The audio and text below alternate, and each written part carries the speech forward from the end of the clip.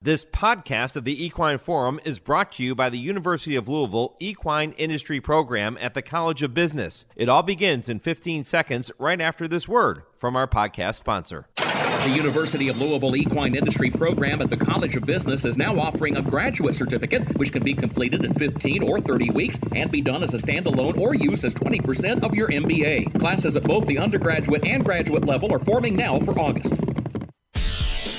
From the rail to your radio, this is the Horse Racing Radio Network. Buzzards Bay, brass hat for love and money up the inside, and a link charge from the bond. Seek gold on the broadside. Big long shot, seek gold, perfect drift. Seek gold on the outside and perfect drift. Hit too close to call. A nose apart in the Stephen Foster. And here comes Benny the Bull. Benny the Bull in a blink of an eye has gone right on by. How's your halo running through on the inside? Rockefeller back to third. It's Benny the Bull. He's going to win the Smile Sprint and punch his ticket to the Breeders' Cup Sprint. Welcome to the Equine Forum, presented by TwinSpires. Between horses, having a race, Blind Luck on the outside. She's rallying as she always does. Here comes Blind Luck to take on Having a Grace and Derwin Star. It's going to be a three-way thriller. Can she get up? Blind Luck, Having a Grace in a head bob. Having a Grace and Blind Luck. That could go either way, right to the finish. Moira, and she's exploding down the outside, and in the blink of an eye has raced to the front, and it's Moira out in the lead 2 lengths. Racing home is Hall of Dreams down the outside, but the mighty filly has devastated them, and the 163rd Queen's Plate is a big win for Moira. She is stunning. Now here's Mike Penna.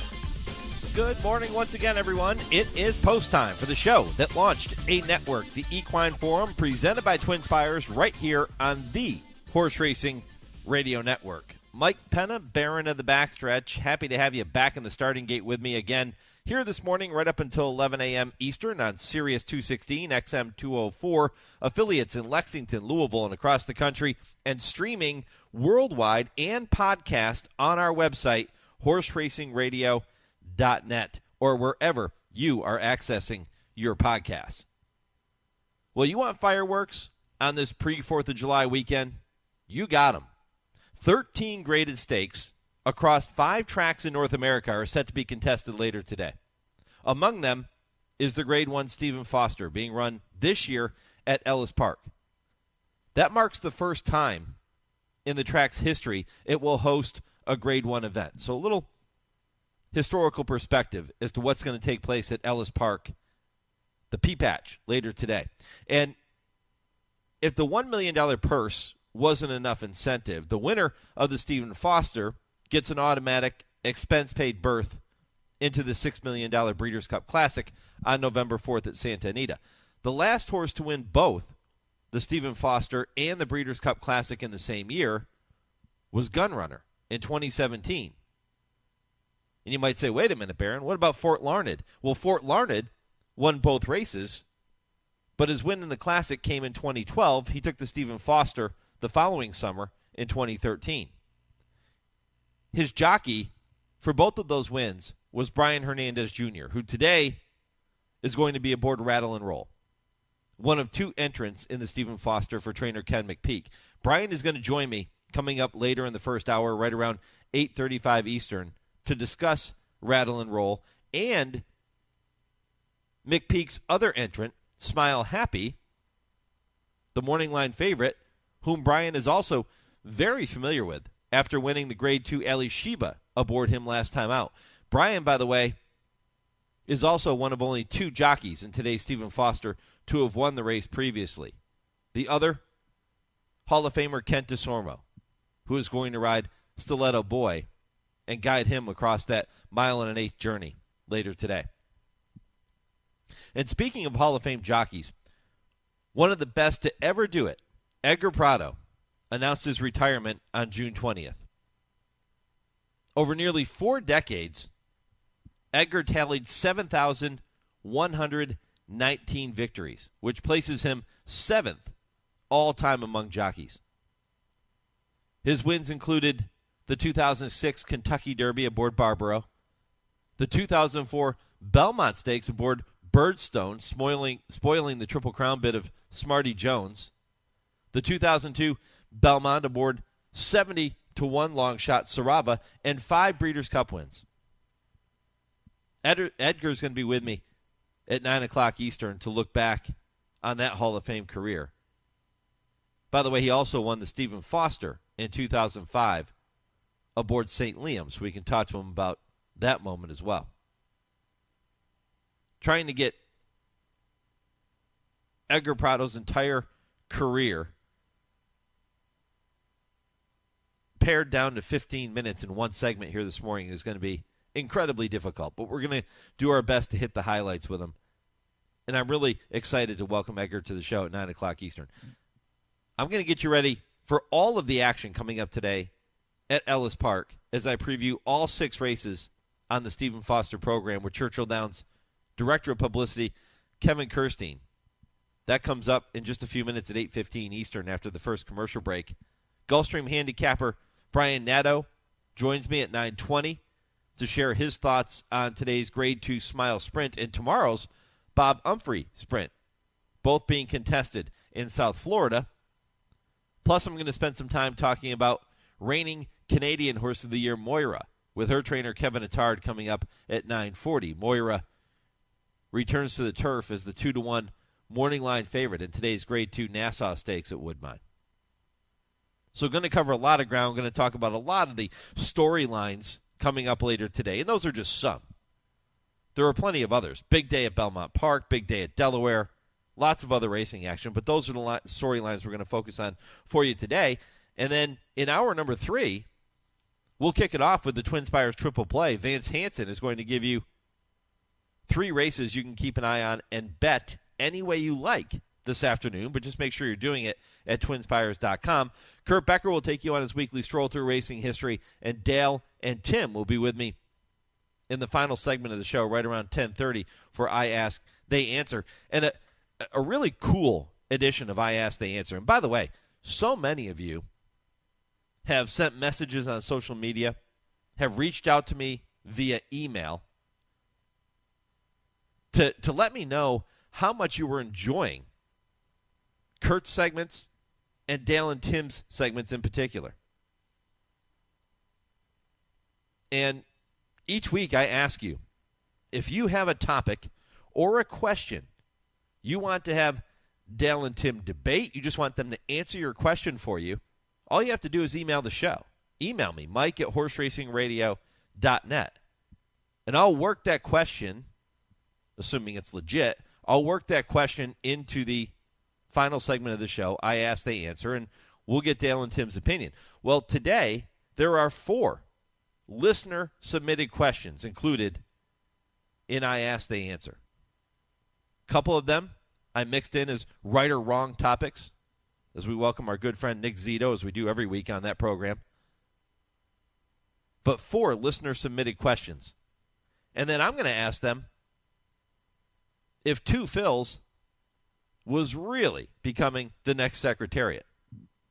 That was a quote given to Horse Racing Nation by trainer Larry Ravelli this past week after 2 Phils won the Ohio Derby and then subsequently was retired after suffering an ankle injury.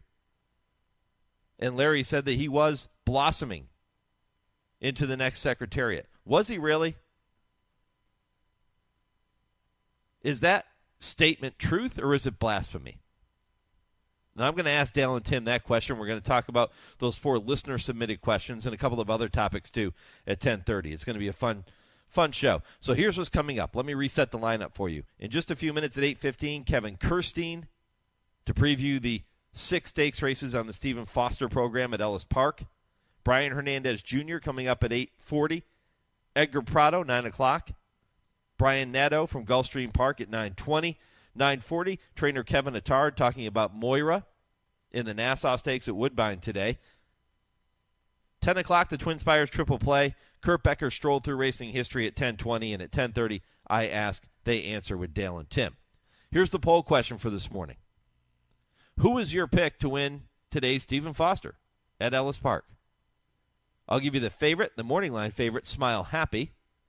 Second choice, West Will Power. And how about Proxy? I think Proxy is a sneaky contender in there today. So you got Smile Happy, West Willpower, Proxy. And then the fourth category, as we always do, will be Other, which gives you the opportunity to comment with your pick. So if you choose Other, comment on the post and let me know who you think is going to win. Now, you can do that on our Twitter page at HRRN. You can also do that on our Facebook page, Horse Racing Radio Network on Facebook. Who was your pick to win today's Stephen Foster at Ellis Park? Smile Happy, West Willpower, Proxy, or Other. And again, if you choose Other, please make sure you comment and let me know who you think is going to upset those three horses, if you will, in the Stephen Foster later today. If you don't do social media, well, just like you do for I Ask, They Answer, shoot me an email. Email the show, mike@horseracingradio.net, and I'll pass along the results of that poll question a couple of times as we move across the next 3 hours. When I come back, Kevin Kerstein previews the huge day at Ellis Park, Stephen Foster Day. This is the Equine Forum presented by TwinSpires on HRRN. When it's time to paint the fences and barns, think Farm Paint. At Farm Paint, you get the industry's best coatings and paints factory direct at low, low prices. Farm Paint is your source for quality paints, roof coatings, dustless arena footings, and more. You can purchase online or drop into a Farm Paint store near you with locations in heart of bluegrass country at 700 Phillips Lane in Lexington, Kentucky, Columbus, Ohio, and Sandusky, Ohio. Buy factory direct and save at farmpaint.com. That's farmpaint.com. Race to TwinSpires, where you can unlock a $25 risk-free bet. Just use the code HRRN25 when you sign up. And if your first bet doesn't win, TwinSpires will refund your account up to $25. Wagering on the app is fast with free past performances, insider picks, and power plays every day you wager. TwinSpires. Download the app today to earn your $25 risk-free bet. Void where prohibited. For terms and conditions, visit TwinSpires.com. Must be 18 or older, 21 and older where applicable. For help with a gambling problem, call 1-800-GAMBLER. Iowa breds race for big purses this meet at Prairie Meadows. 13 Iowa bred stakes races worth $1.15 million highlight the schedule, beginning June 2nd with the Bob Bryant for 3-year-old Iowa bred fillies worth $75,000, followed by the $75,000 Grays Lake Stakes for 3-year-old Iowa bred colts and geldings on June 3rd. Purses for Iowa bred maiden special weight races are more than $43,000, and Iowa bred overnight handicaps more than $50,000. Iowa breds race for big purses at Prairie Meadows. Learn more at iowathoroughbred.com. There are plenty of thrills at Gulfstream Park during the Royal Palm Meet, with live racing Friday through Sunday and simulcast opportunities 7 days a week. Come out and enjoy the Summit of Speed, the Florida Sire Stakes Series, and a whole lot more. Watch the action from our Trackside Carousel Club, our Feast in 10 Palms restaurant with an elevated view of the track. For stake schedules, reservations, tickets, and more, head to GulfstreamPark.com. Here with Joe Brown Nicholson of Nicholson Insurance Agency. Joe, what would be a common misunderstanding between an insured and the insurance company? Mike, one issue is a policy condition that requires notification when an insured animal becomes sick or injured. Do you mean in life-threatening situations? Not just then, but if a veterinarian is called in for treatment other than routine care. Take, for example, if a yearling colt gets his foreleg caught in a fence and tears the skin. The coat is stitched up and everything seems fine, but later the coat develops a systemic infection. Then there's a serious situation that the company knows nothing about. So the company needs to know, even if it's not a life-threatening situation. That's right. It's a policy condition. The company has a stake in the health of the animal because of the existing insurance policy. The company might want to have its own vet examine the horse. In most cases, though, just a call or email is all that is needed. For all your equine and general insurance needs, including farm owners, liability, homeowners, auto, and more, contact Nicholson Insurance Agency at 859-224-7080. You gotta know Joe. You're listening to the Equine Forum on HRRN, presented by TwinSpires. But now Last Samurai is engaging for Christian Torres on the outside, 1/4 of a mile to go. Last Samurai looms up on the outside of Classic Causeway. These two go head and head. Last Samurai the outside. Classic Causeway tries to fight back as Last Samurai puts a neck in front. Classic Causeway is racing in second. As they come to the finish, Last Samurai. He's going to win another stakes race in a row. He takes it 1.5 lengths to Classic Causeway. It was tight for third, Vittorio or Forza de Oro. Welcome back to the Equine Forum, all presented by TwinSpires this weekend and every weekend here on the Horse Racing Radio Network. Mike Penna with you and getting ready for a pre-4th of July weekend with tons of fireworks, including the Grade 1 Stephen Foster, part of a tremendous card at Ellis Park later today. And you just heard Jim Byers with the call of Last Samurai winning the Essex Handicap at Oaklawn earlier this year. Last Samurai, trained by Dwayne Lucas, one of just a couple of trainers in the Stephen Foster today to have won the race previously. It's been a while between drinks of water and trips to the winner's circle in the Stephen Foster for Dwayne Lucas, but that's never stopped the coach before. Last Samurai, a horse who very well could take him back there. And would you bet against the coach?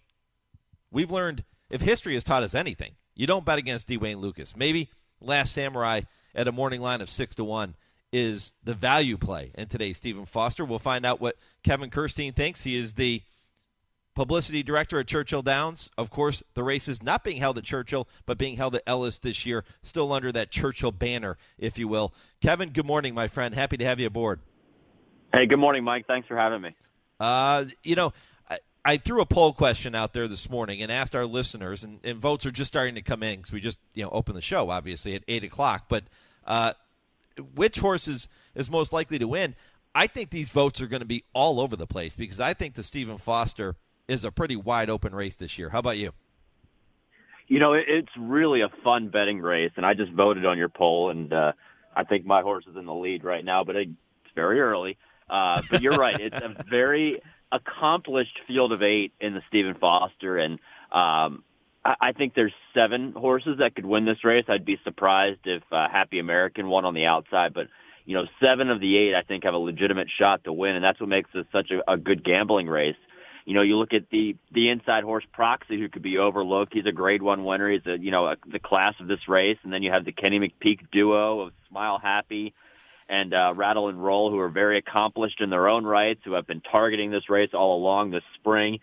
Westwell Power, who, again, he's, always right there. He always runs his race. He's very consistent. He ran a great race in the Alashiba against Smile Happy. And then you have the coach, Last Samurai, Stiletto Boy coming in from California, Speed Bias. Wouldn't that be aptly named for the way that the Ellis track has been playing a little bit recently? It's a very fun Stephen Foster this year, and I can't wait to dive in.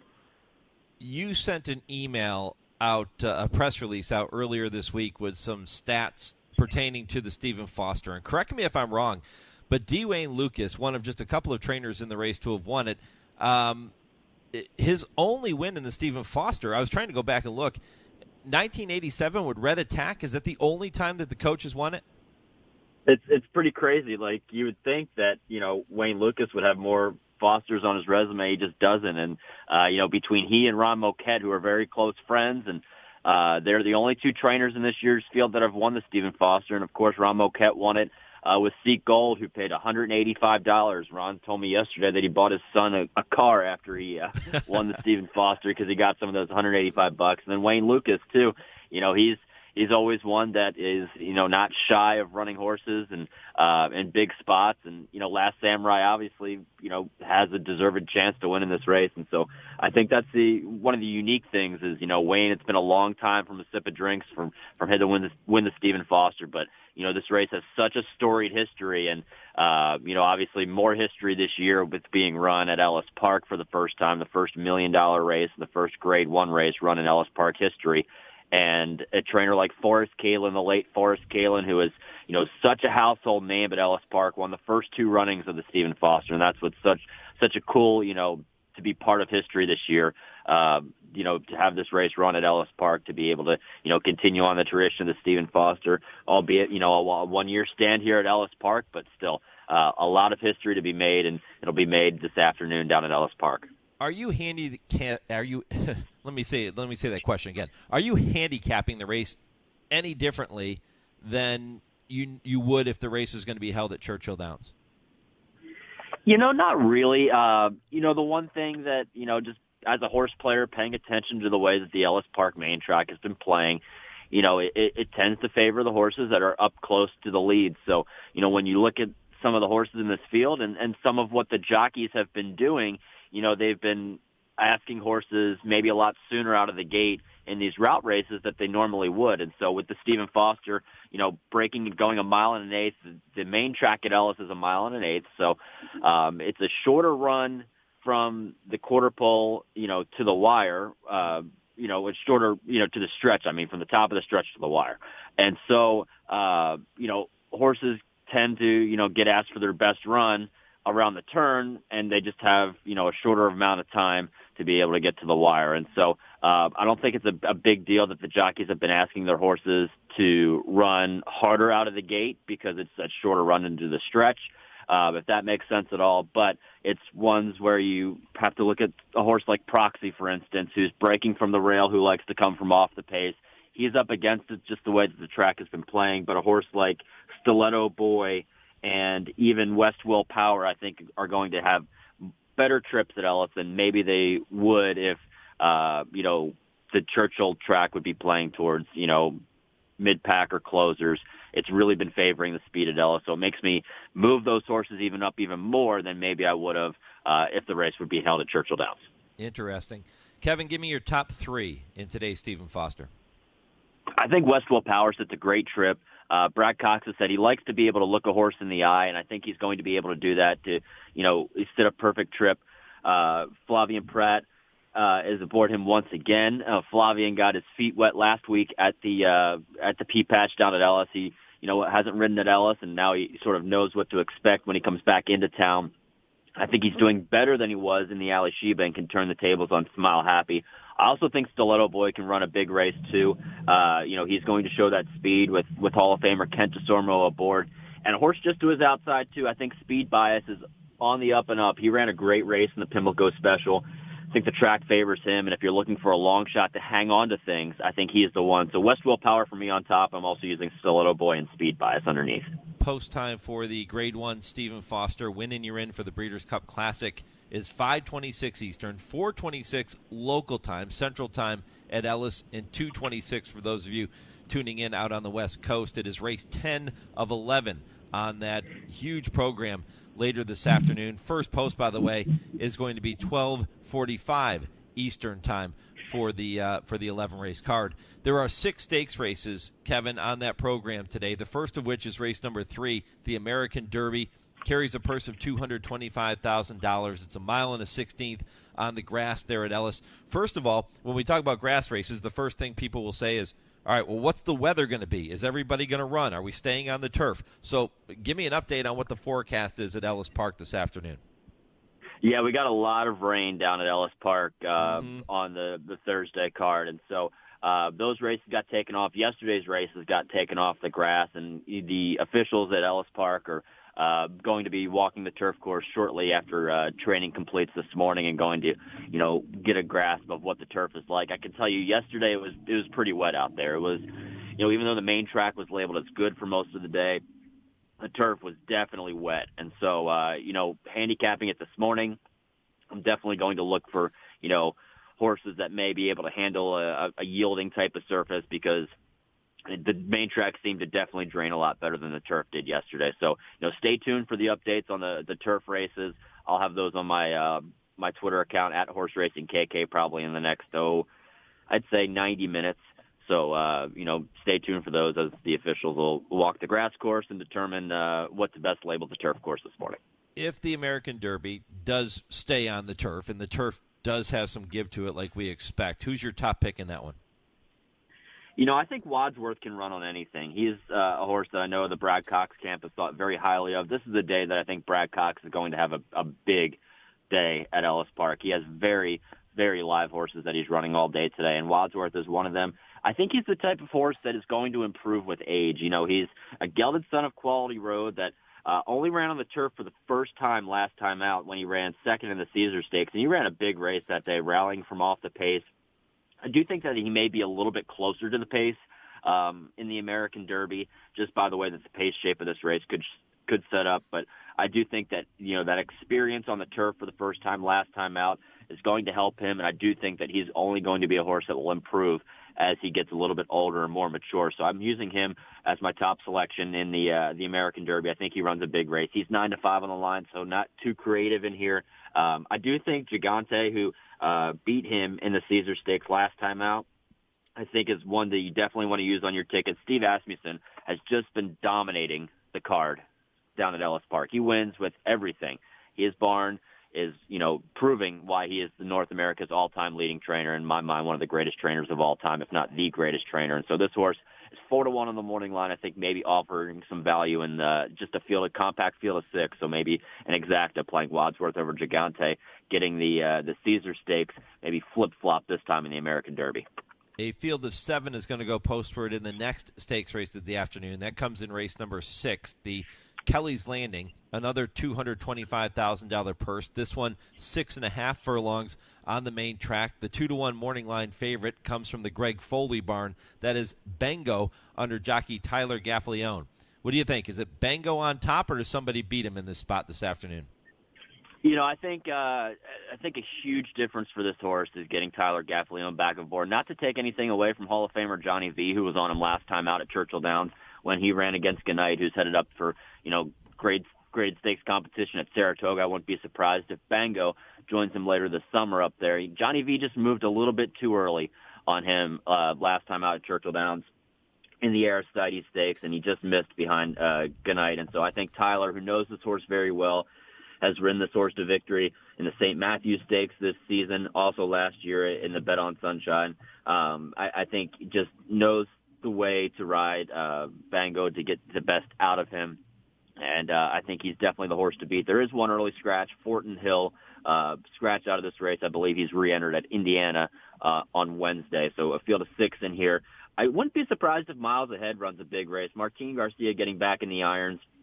And I think he's going to sit really, close to the pace. He won't be on the lead, but I think he's going to get first run at things. And so he's a horse that I think is going to run a big race. He's 9-2 on the morning line, maybe one to throw in on the exacta. But I do think this is Bango's race to lose here in the Kelly's Landing. Walking through the 6 stakes races on the Stephen Foster Day program at Ellis Park with Kevin Kerstein. He is the publicity director at Churchill Downs. These races typically run at Churchill, but of course, because of the issues at Churchill this spring, they have been moved westward to Ellis Park.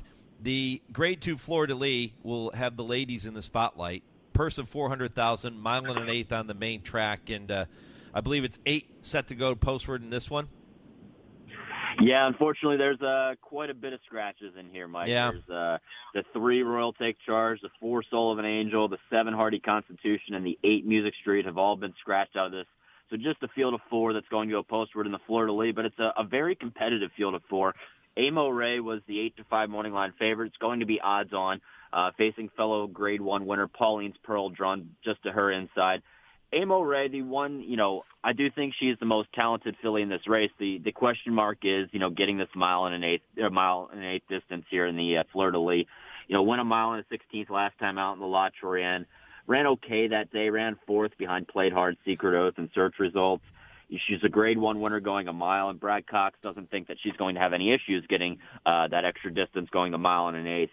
And she's going to be another one that I think, depending on what the pace is like in this race, I wouldn't be surprised if Flavien Prat sends her a little bit more out of the gate, just because, just more of a jockey's race in here now, because it's down to a field of 4.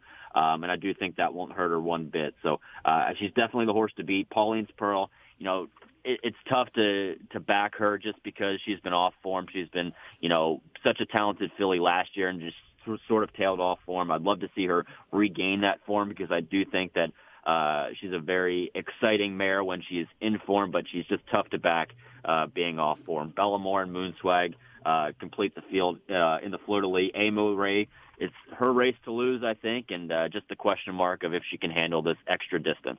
Pretty good one following the Fleur-de-Lis. It is named in honor of the great Hall of Famer Wise Dan, the Grade 2 Wise Dan Stakes, mile and a 16th on the turf course again. We talked about this earlier. The turf likely to have some give to it at Ellis Park this afternoon.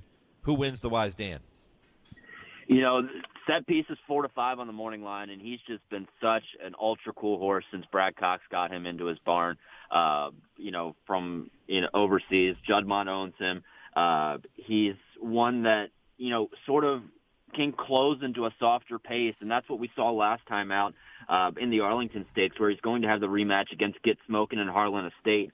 I think the pace scenario in this race is very similar to what the Arlington Stakes was. I do think Get Smokin' can get a loose lead on this turf course. The one thing is, will this turf course be favoring towards speed just because it's, maybe a little bit more give, a little bit more tiring and tougher to close on? That's one thing that we'll have to look at these earlier races. And so Set Piece, I do think is, definitely talented enough that he can close into a softer pace, but the turf course may play into Get Smokin's hands, just being able to be loose and lonely on that lead for the Mark Casse team. So I'm looking at these two to run, again, a very similar race as they did at Churchill Downs last time out in the Arlington. If you're looking at one horse that maybe is going to be sort of a bigger price that could maybe jump into things, Kitten Set for Paulo Lobo, I thought ran a great race, winning an allowance at Churchill Downs last time out. He's a horse that I think is just, improving at the right time for the Paulo Lobo camp, and I do think that he's going to be one that will outrun his odds. He's 12-1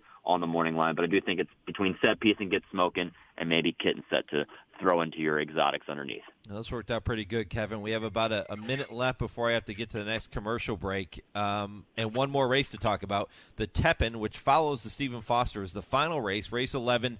How'd you see the Tepin Stakes this afternoon? This is one of the most competitive races, I think, in my mind on this card, where Kigera, who is a very talented filly for the Phil Bauer camp, is just, did she run too big last time out to maybe regress off of that race?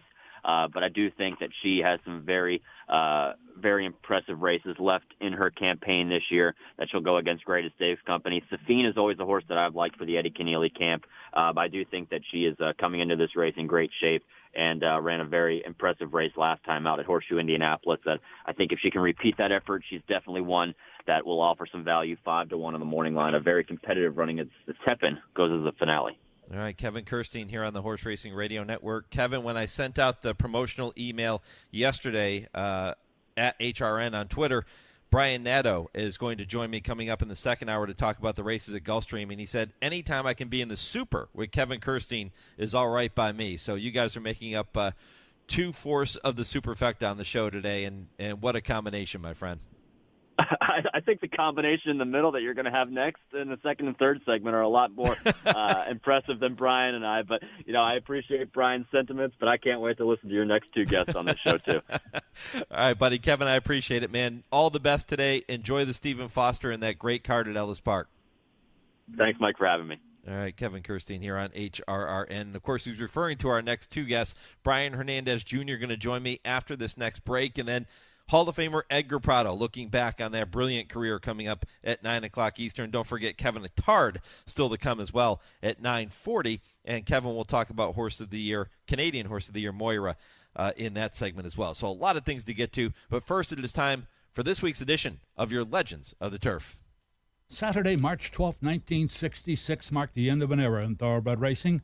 It was Act 3, Scene 3 for a jockey who went out the way it was meant to be, a winner. That day was, without a scintilla of doubt, the singular, most moving, dramatic day in the long and most illustrious history of fabled Santa Anita Park.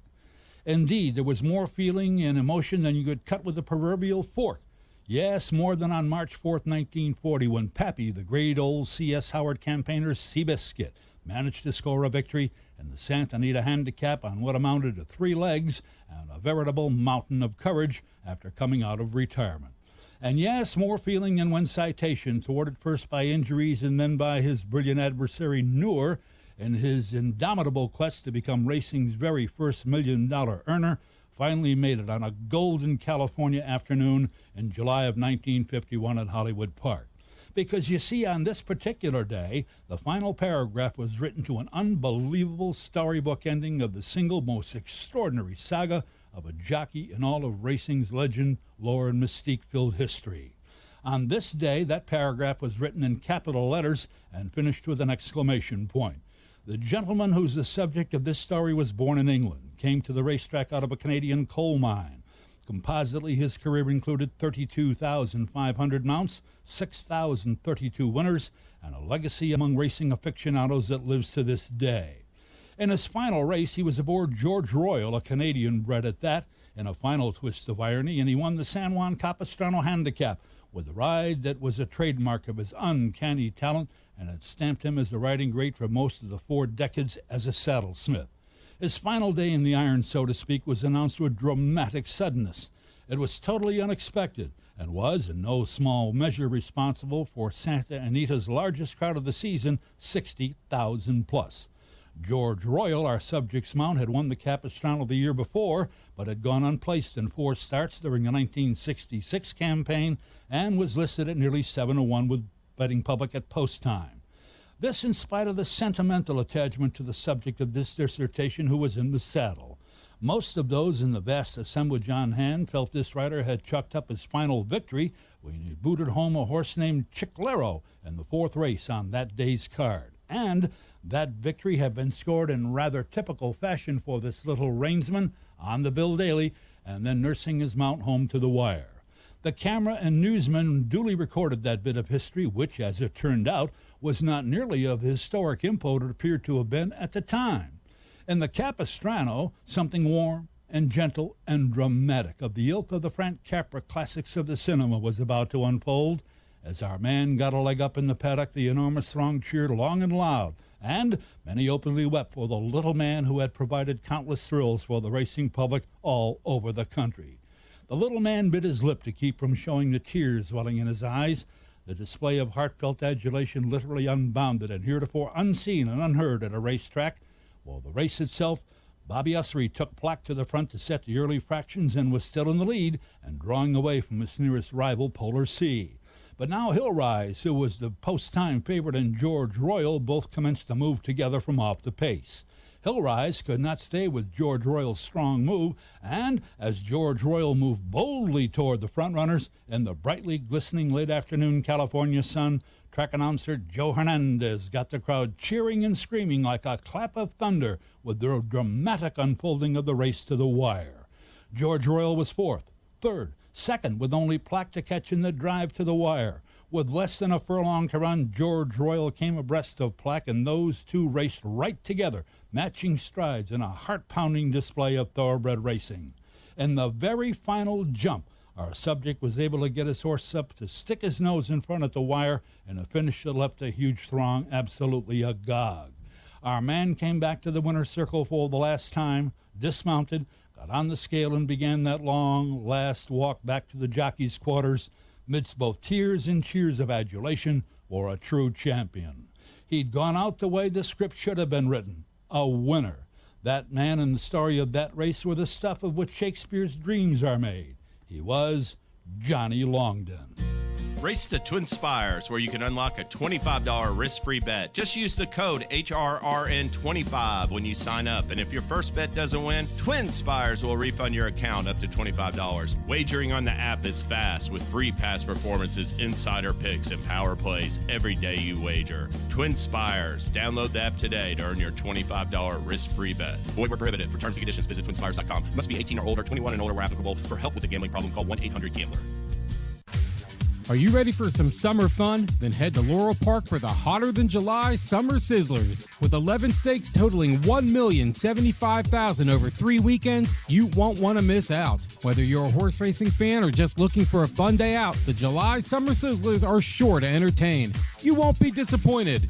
The July Summer Sizzlers, excitement for the whole family. Visit laurelpark.com/summer-sizzlers for more information. Tenda Equine and Pet Care products have been keeping world-class equine athletes happy and healthy for generations.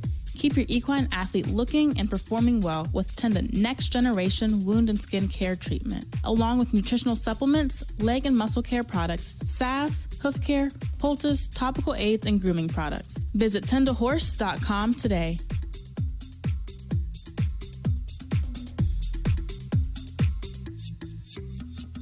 The thrill of world-class racing is just beginning at Toronto's Woodbine Racetrack. Kick off the weekend's action now with racing each Friday, Saturday, and Sunday, beginning at 1:05 p.m. Eastern, with Thursday twilight racing being added on May 25th. With more than $64 million in purses this season, you'll enjoy world-class racing and training facilities with the top turf racing in North America over the prestigious E.P. Taylor Turf Course. You won't want to miss racing at Woodbine. For wagering updates, handicapping tips, racing news, and more, visit woodbine.com. You're listening to the Equine Forum on HRRN. Presented by TwinSpires. Fort Lana the leader. Mucho Macho Man, and now Game On Dude can't go on. Game On Dude not going on. Flat Out is coming out to them in the center, but it is Fort Lana digging deep. He's trying to hold on. Fort Lana along the inside. Mucho Macho Man right up alongside of him. What a thriller in the Breeders' Cup Classic. Fort Lana digs deep. Mucho Macho Man, it nose and nose to the wire. Fort Larned has won it. That move on the far turn, the deciding factor. Fort Larned and Brian Hernandez have won it. Mucho Macho Man. Then it'll be Flat Out Richard's Kid running on late. Welcome back to the Equine Forum, presented by TwinSpires. Mike Penna with you as always on this Saturday morning. That was Trevor Denman with the call of the 2012 Breeders' Cup Classic, a moment that my next guest will never forget. That is jockey Brian Hernandez Jr., who was aboard Fort Larned that day. A huge win. He would come back the following year to win the Grade 1 Stephen Foster as well. And Brian is with me now here on HRRN. Brian, good morning. Hello. Brian, are you there? Hey, Mike. Sorry, got disconnected there for a second. No problem. Listen, we just heard that call of Fort Larned winning the Breeders' Cup Classic. This segment, by the way, sponsored by Breeders' Cup. It is called Road to the Breeders' Cup, and I couldn't think of anybody on this Stephen Foster Saturday that will be better to go down the road to the Breeders' Cup with than Brian Hernandez. So tell me more about that day when Fort Larned won the Classic in 2012. Oh, we went into that race with a lot of confidence that day. Right after we got beaten the Jockey Club, we were walking back to the tunnel at Belmont, and Ian just looked over and he told me, he said, "Hey, don't worry. Next month we'll be ready to go. We're gonna go into the Breeders' Cup with a live horse," and we did. We went in there with a lot of confidence in our horse, and he went out and he proved he was the best horse that day. Yeah, he's a horse that was just, on his game. When he was on his game, he was so good. Today you're going to be aboard Rattle and Roll, another horse that when he's checking all the boxes and ready to roll in the afternoon, he's tough to handle, isn't he? Yeah, he is. He's going into this race today with a 3-race win streak, and he's already a Grade 1 winner, and we're excited about it. We'll participate in the first ever Grade 1 at Ellis Park, so it's a new day, that's for sure. Yeah, you're going to make some history in that respect, just participating in the race. But, yeah, the first time a $1 million race has ever been held at Ellis and the first time a Grade 1 stakes has ever been contested there. How cool would it be to see your name as the winner of that race? Yeah, that's what we're hoping for. We're going in there thinking we have a live horse, and he, like we said, he's doing well. So we're going to go into today. It looks like the race could set up well for him, and the horse in himself right now to come off with a 3-race win streak, and we're looking for him to step it up again. So it'll be special if we can get the job done. That's for sure. Brian, you're no stranger to winning big races. You've won almost 2,500 races in your career and several greatest stakes. When you start flipping through all the greatest stakes that you've won, you just keep scrolling and scrolling and scrolling. A win in the Breeders' Cup Classic like you had with Fort Larned in 2012. What did that do for your career? Did it take it to a new level? Yes, of course. Anytime you can win those big races like that, it puts confidence in yourself, and it puts confidence in owners and trainers that you ride for, that you can go into those races knowing that you can get the job done.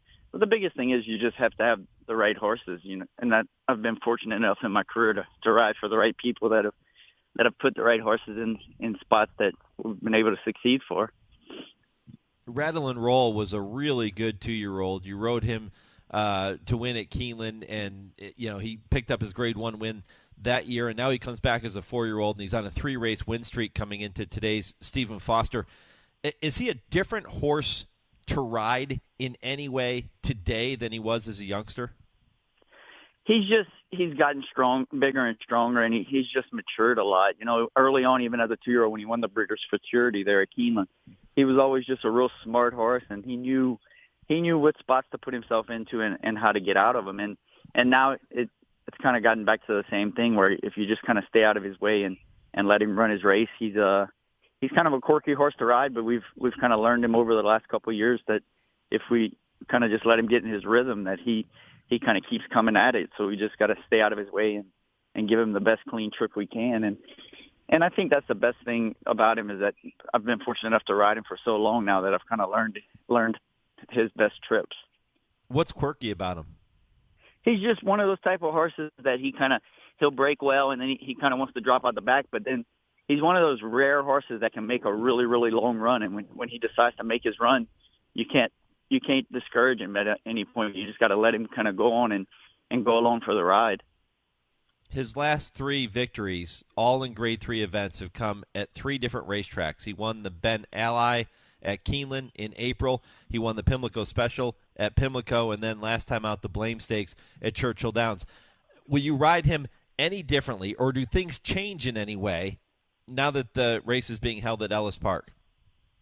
No, that's the funny thing about him. If you go out there and try to change his style at any point, you're just kind of compromising him. So we've learned, like I said, over the last couple of years that if you just let him kind of get in his rhythm, leave him there, and when he decides to make his run, it might be a little earlier than you think it should be, but you just let him do his thing, and he finds a way to get the job done.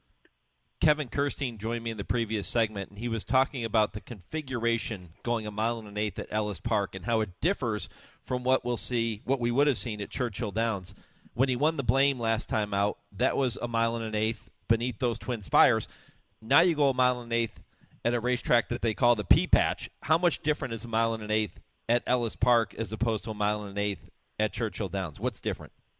Oh, it's a huge difference just because Ellis always tends to be a little more speed favoring, and when you turn for home at Ellis, you don't have as far of a run. You got to kind of going into the second turn at Ellis, you got to kind of put yourself in contention.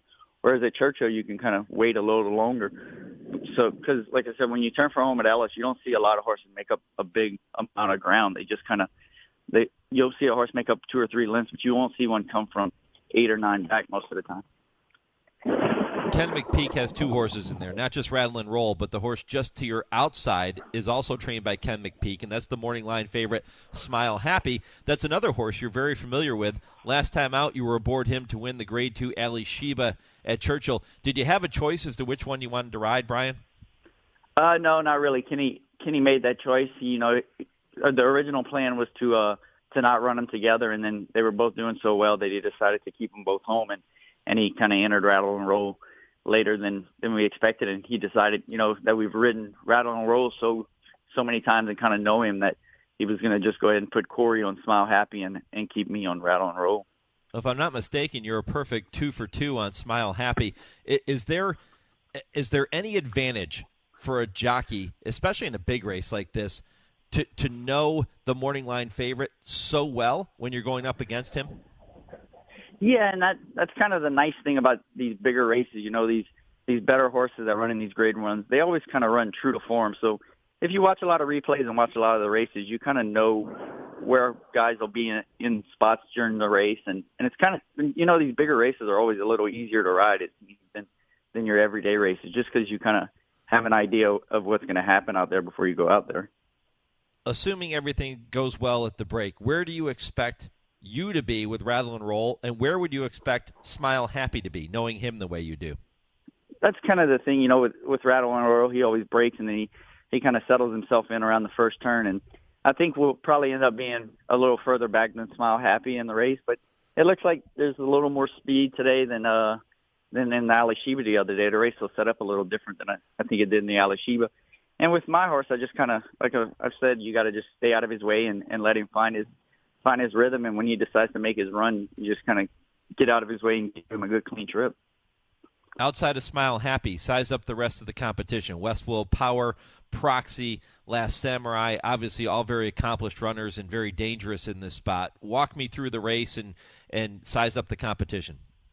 Yeah, I watched all the horses again this morning. I watched all the replays of their last races this morning. And it looks like I said, there's a little more speed in the race than there was the day in the Ali Sheba. And they kind of flip-flop between West Willpower and Smile Happy today, with West Willpower drawing outside of him.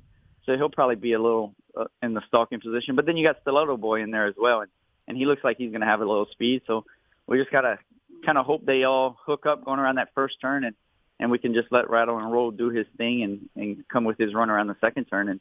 And hopefully turning for home, we're heads up for the lead and running away from him. Brian, I love hearing you talk about watching the replays of the competition, of all the other horses you're going to face in today's Stephen Foster. It's kind of like a football player sitting down and going over tape, or a baseball player that sits down and, a pitcher watching tape on a hitter to see how he reacts to certain pitches, and vice versa. Jockeys do that same thing. They'll sit down in the jocks room and watch replays, or sit at home in their computer and watch replays of the competition. Yeah. I do it on every horse I ride, especially in these big races like that. You want to go out there not just knowing your own horse, but you want to know leaving the gate who you think is going to be the fastest one, and who you think can get you to certain spots during the race. You want to watch every horse in the race because you want to be able to find the one horse that you can follow, that you can say, hey, this horse will get me to the 5/8 pole like I need him to. This horse will get me to the 3/8 pole. And you just want to have a clean picture of what you think is going to happen before you go out there, because especially in these grade ones, you don't want to go out there and just go, oh, well, hopefully it all works out. You want to have your plan, and you want to be able to execute it. It's going to take you, a minute and 47 seconds, a minute and 48 seconds to complete the mile and an eighth today. How much time do you spend in preparation getting ready for a big race like this that's going to be over in just over a minute and a half? Normally it'll take you about 2 or 3 days, because you got to, if you want to be well prepared, you have to go through all these horses, and you have to watch all the races. You got to try to figure out when you think they're going to be at their best performance, and like I said, you want to know which horses are going to get you to certain spots in the race. So you want to go into it kind of as best prepared as you can. Like you said, football players, they don't go into these big games just going, well, let's see if it works out. They go in there with a game plan, and kind of the same thing with riding. You want to go in there with your game plan and think you're going to put your best foot forward. The race before the Stephen Foster is the Grade 2 Wise Dan. That's a mile and the 16th on the turf. Again, Kevin Kerstein in the previous segment said the turf course likely to have some give to it because of all the rain that Western Kentucky has had over the past couple of days. Camp Hope is your mount there, again, for trainer Ken McPeak. You know this horse very well, too. Tell me more about Camp Hope and what you expect from him. Yeah, it's another scenario where we've been fortunate enough to ride him just about his whole career. And, I've just kind of learned his ways about him. He's kind of an aggressive horse, but you got to help him kind of get into the race under the wire the first time. And then once you do that, he'll put you there, and you just kind of go along for the ride with him as well, and just give him a clean trip. But his biggest thing is you just can't let him get too far out the back, because if he does, he's more of a grinding kind of horse. So if you try to leave him with too much to do, he's not going to be able to make up the ground. I look back to 2021, and you won a couple of races with him at Keeneland, including the Bryant Station, an allowance race that was run on a good turf course, and the Bryant Station was a soft turf course that day. And in both races, you got him into the race early. He was almost on the lead from the start in both of those races. Would that be the game plan today if it's a softer turf course? Yeah, like I said, we've learned his quirks about him, and even in going back to those races at Keeneland a couple of years ago, that's kind of when I kind of learned more about him, was once I got him going forward, and then he'd go on about his business. And that's kind of the game plan today. We'll go out there and go under the wire the first time, trying to get forward position, and then go from there. Well, Brian, I'd love to see you get back to the Breeders' Cup with a shot at the Breeders' Cup Classic again. Maybe it's rattle and roll. Who knows? But let's get past the Stephen Foster later today. Let's get past the Wise Dan. And more importantly, safe trip every single time you get a leg up, my friend. I really appreciate you being here today. Thank you, Mike. Thanks for having me on. All right, that's jockey Brian Hernandez Jr. talking about the Stephen Foster, talking about the Wise Dan, and looking back on that win with Fort Larned going down the road to the Breeders' Cup. And our thanks to Breeders' Cup for making those segments possible each and every week. When I come back, I'll get you ready for hour number 2. That hour begins with the Hall of Famer Edgar Prado. Stay with me on the Equine Forum right here on the Horse Racing Radio Network. With every race, every stride and sprint, winning is everything, especially when you've dedicated everything you have to get there. But winning a Breeders' Cup Challenge Series race is just the beginning of something bigger.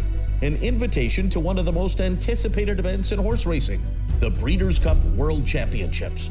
Winning a Breeders' Cup Challenge Series race turns a finish line into the start of your legacy, a starting gate into the world stage, one race into once in a lifetime. Winning earns you an automatic starting position in a Breeders' Cup race, entry fees paid by the Breeders' Cup, a nominator award of $10,000, and a travel award of up to $40,000. When it comes to cementing your legacy, winning a Breeders' Cup Challenge Series race is just the beginning. View the schedule of Challenge Series races happening around the world and learn more at breederscup.com/challenge.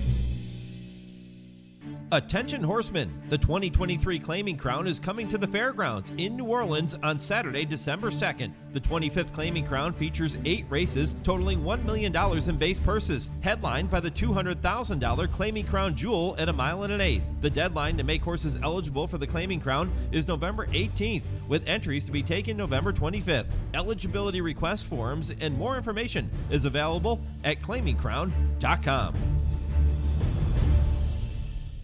Did you receive a call or message that mentioned Social Security and demanded immediate action?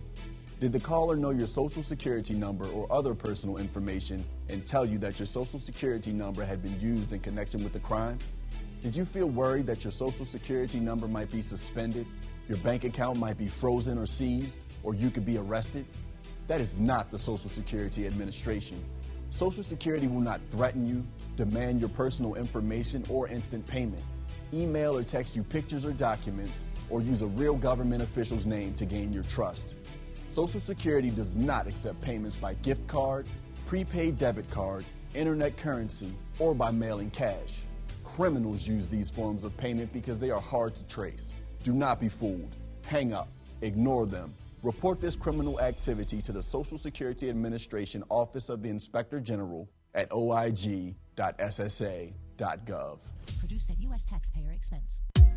Want to get the latest HRRN content directly on your computer or mobile device? Then subscribe to our podcast using the Podbean app or Apple Podcasts. Just go to hrrn.podbean.com on your computer and click follow, or download the Podbean app and search HRRN. You can also find us on Apple Podcasts and listen to our latest episodes anytime. Don't miss a thing. Subscribe to our podcasts today. You're listening to the Equine Forum on HRRN, presented by TwinSpires. As the field turns for home in the Kentucky Derby, Barbaro turns it on, and his stablemate showing up in second. Bluegrass Cat is third. Brother Derek putting in a late one on the far outside. Steppenwolfer is fifth. And Sweet Northern Saint six toward the rail, but they're coming to the finish, and it is all Barbaro in a sublime performance. He runs away from them all, and he has saved something left for the Preakness. Barbaro wins by 7. Bluegrass Cat was second. Steppenwolfer was third. Three-way photo for fourth. That's Tom Durkin with the call of the 2006 Run for the Roses. Barbaro under Hall of Fame jockey Edgar Prado rolling to victory that afternoon. One of many big wins in the career of the Hall of Famer, and he's going to be with me coming up in just a few minutes at 9 o'clock Eastern to look back on that Hall of Fame career. He officially announced his retirement on June 20th. He'd been mulling it around for some time, and then on Father's Day was sitting there watching his kids play and said, you know what, I think the time has come to spend time with family, and we're going to talk to Edgar coming up in just a few minutes. Should be a really fun conversation. Brian Nadeau set to join me at 9:20, and trainer Kevin Attard coming up at 9:40 to talk about Moira going to the post in today's Nassau at Woodbine. 10 o'clock, Vance Hanson has you covered with the TwinSpires Triple Play. 10:20, Kurt Becker takes you on his weekly stroll through racing history. And at 10:30, I Ask, They Answer with trainer Dale Romans, turf writer Tim Wilkin. Looking forward to those segments as well. Poll question today. Been talking a lot about the Stephen Foster throughout the first hour of the program, and kept it really simple. Who is your pick to win today's Stephen Foster at Ellis Park? Gave you Smile Happy, the morning line favorite, West Will Power, and Proxy as your 3 choices, and then the other category. And if you choose other, make sure you comment with your pick, and I'll pass those along. But right now, The voting pretty tight. West Will Power, 36% of you saying it's going to be West Will Power who wins the Stephen Foster, but 32% of you sticking with the morning line favorite, Smile Happy. Just 20% for Proxy, and I think that could be, he could be the wild card in here. I know he has the inside post, which you heard Kevin talk about the scenario facing the horses when they come out of the gate, going 1 1/8 at Ellis Park. That could be a challenge for Proxy. You heard Brian Hernandez Jr. talk about the fact that it's a much different race, 1 1/8 at Ellis than it would be at Churchill Downs. Not sure if that plays into Proxy's favor either. That inside draw is certainly not the best place to be, but he's a horse that doesn't need to be up close. He can sit back. He can make that one run. And I think that has to be the strategy. They have to come out of the gate, get a good break, sit down toward the rail, save some ground, let the other horses go, and then find himself a good position.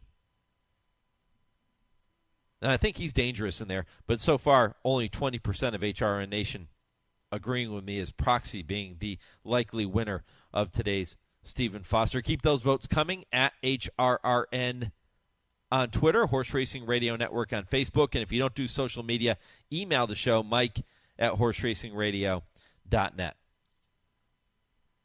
All right, when I come back, we kick off hour 2 with the Hall of Famer Edgar Prado. That's next, right after I pause 10 seconds for station identification and your Visit Barbados racing update. This is the Horse Racing Radio Network.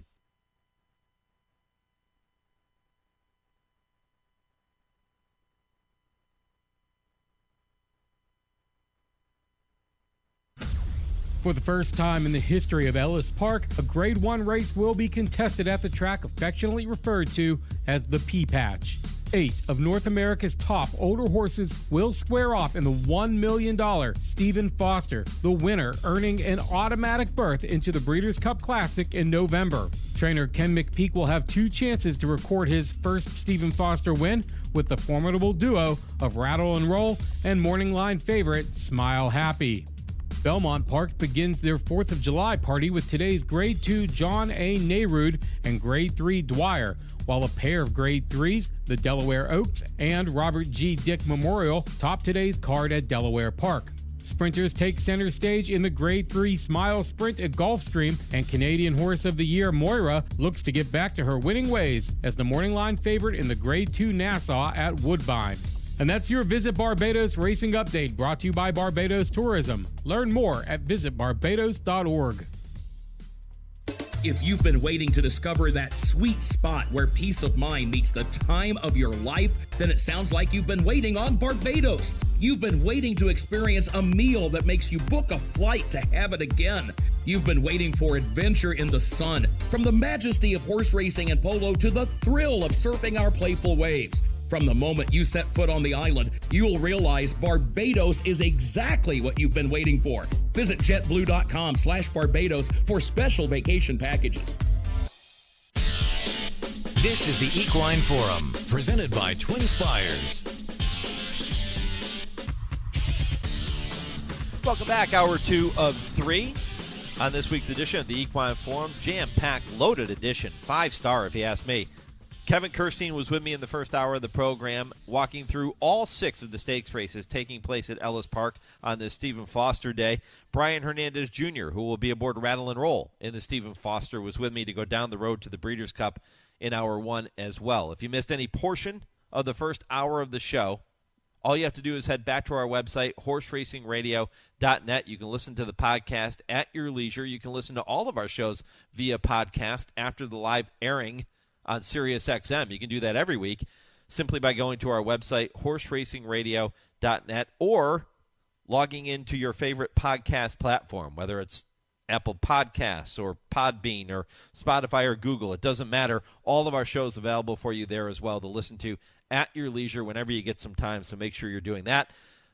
When you're on our website, make sure you sign up for our email newsletters and follow us on social media at HRN on Twitter, Horse Racing Radio Network on Facebook and on Instagram.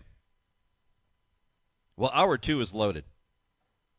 Kicks off with Edgar Prado Brian Nadeau from Gulfstream Park going to join me at 9:20, and at 9:40, trainer Kevin Attard talking about the big races north of the border today. And by the way, happy Canada Day to all of our listeners throughout the great country of Canada. Happy to have you along for the ride with me this morning as I welcome Hall of Fame jockey Edgar Prado, who on June 20th officially announced his retirement from riding, and he retires with 7,119 career victories. Inducted into the Hall of Fame in 2008, winner of the Kentucky Derby in 2006, the Belmont in 2002, 2004, and he's found himself in the winner's circle at the Breeders' Cup and so many other big races on multiple occasions, and he's with me now here on HRRN. Edgar, always a privilege, my friend. Good morning. Thank you so much for the opportunity to talk to the fans. Edgar, 35 years ago, you came to the United States from your native Peru. That was 1986. Could you ever imagine your career would end up where it did? Well, you always have to have a path to follow. I definitely try to do my best and try to accomplish as much as I can, but I never thought it can be this far. And I'm very blessed that I accomplished that. But the main thing is the things that I had done for my family. I have my 3 kids raised, and they're all professionals. And I think that's most important. When you finally made the decision on June 20th to say, okay, I'm going to make this official, I'm going to step away, I'm going to spend more time with my family, was it a difficult decision to make, Edgar? Absolutely, I was the happiest guy when I rode my first race, and I think I was the saddest guy when I announced that retirement. After so many years being on the horse, I had a thrill to chase, or had a thrill to be chasing and try to get to the wire first, be so competitive, and be around the guys, In the jockeys room, sometimes we fight, sometimes we laugh, and I will miss all that. But I think it was time because success comes with a price, and the price of success was I wasn't there for my family enough to spend time with them. I was always working, trying to provide it for my kids, and that's the thing I miss. When we have it my birthday and Father's Day, my kids were at home, and I said, well, I think it's time to spend more time with them when I can. It won't turn the clock back, but at least I can do the best that I can right now. Yeah, and let's face it, you are still a relatively young man. You're 56 years old, and you've got years and years and years ahead of you, Lord willing, and now you get the opportunity to spend it with your family. What are you going to do? I don't know yet, because I was thinking about it to retirement, and I would say, oh, no, I want to come back to ride. And suddenly, when we have those days, my birthday and Father's Day, I finally call it off. And then I said, well, what am I going to do now? It wasn't no plan B. Yeah, this is it. And you're so used to having a plan A, a plan B, a plan C when you're riding races. And this is it. You burned all bridges. You're done. Now you get to figure out the next chapter. Yes, absolutely. But something will come up, Something will come up, and hopefully we'll start doing something. You said that you really enjoyed being around the other riders and being in the jocks room, and sometimes you would fight, sometimes you would laugh, and there would be that camaraderie. And I've spent enough time now among riders in the jocks room to know that it is a very special bond that you're not going to get anywhere else. Do you still plan on trying to find a way to be around it in some way, Edgar? Yes, absolutely. I stop by and see the guys, but it's never the same, because it's like you say, it's a bond, that's created over days, over weeks, over years, and and the laugh and the complaints about the racing and so on and forth. So it's different when it will be considered like an outsider, like a visitor. So they will treat you right, but they don't treat you as a family. Well, I think you're always family, Edgar Prado. You win over 7,000 races. You spend all those years with your fellow riders. I think you're always going to be welcome back as family. I don't think there's any doubt about that. Inducted into the Hall of Fame in 2008. You won an Eclipse Award as the Outstanding Jockey in 2006. There have been so many highlights in your career. Have you taken time to sit and reflect upon the things that you've been able to accomplish? Yeah, yes. It's been absolutely great career, I've been blessed, and I've been thankful for everything that God has given me, and I'm still here on my own feet, because this is very dangerous sport, very demanding sport, and I'm here, so I'm very blessed, and like I say, I have my family. That's the most important, and all I can say is look back and I say, oh my God, that was a lot of riders, a lot of rides, a lot of winners, They give me the opportunity, and I try to do my best when I can. What are some of the memories that immediately come flooding back into your mind when you do start thinking about this Hall of Fame career? Definitely the first race that I rode here in the United States, Now, give me the heart, that give me incentive in my life to continue to ride, because I was very close to quit and come back to Peru.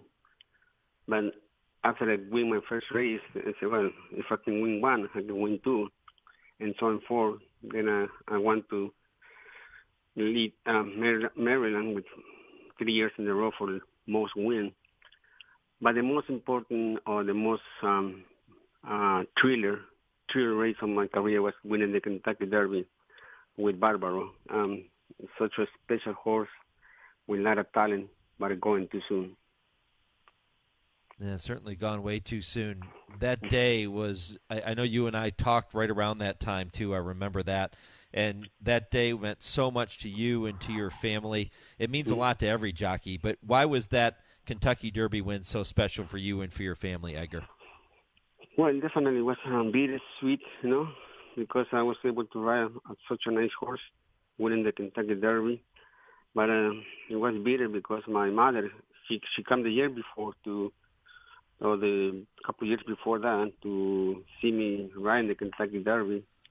And unfortunately, she wasn't present at the time. She was just passed away in January. So, but it was a roller coaster year. But like I say, God made me come true, and I rode for another 16, 20 more years. Visiting with Hall of Fame jockey Edgar Prado, recently retired Hall of Famer, and I know that that's something that a lot of people, when they think about the sport of thoroughbred racing, they're going to think about Edgar Prado and his accomplishments and the things that he did to give to our sport. I will say this, Edgar, personally, from getting to know you over the years, there are people like yourself, like Ramon Dominguez, like John Velasquez, like Javier Castellano, just to name a few. There are plenty of others, but people that others, when they talk about them, they will say they are better people than they are jockeys. And I feel the same way about you. Oh, thank you so much for that. Very kind words. Very much so. And, when you first came here from Peru in 1986, the goal wasn't necessarily to keep riding races and to work your way eventually into the Hall of Fame. The goal was ride for a couple of years and then, hey, maybe I'll become an attorney. Tell me about that. Well, that was my thing in Peru, I want to start riding few years, make some money, and then continue to my scholarship. But, then I fall in love with horses and start winning races. So when I start winning, and I say, well, if I'm going to be a jockey, I want to be the best I can, give it my best. I don't want to be a part-time jockey. And then when my wife asked me, said, "Do you want to marry me?" I said, "I'm sorry, I'm already married." He said, "What do you mean?" He said, "I'm already married to my profession." And so that's what I did. I said, I made that decision to be a rider, and I made my decision to give it my best and try the hardest I can to make the people that gave me the opportunity happy, you know.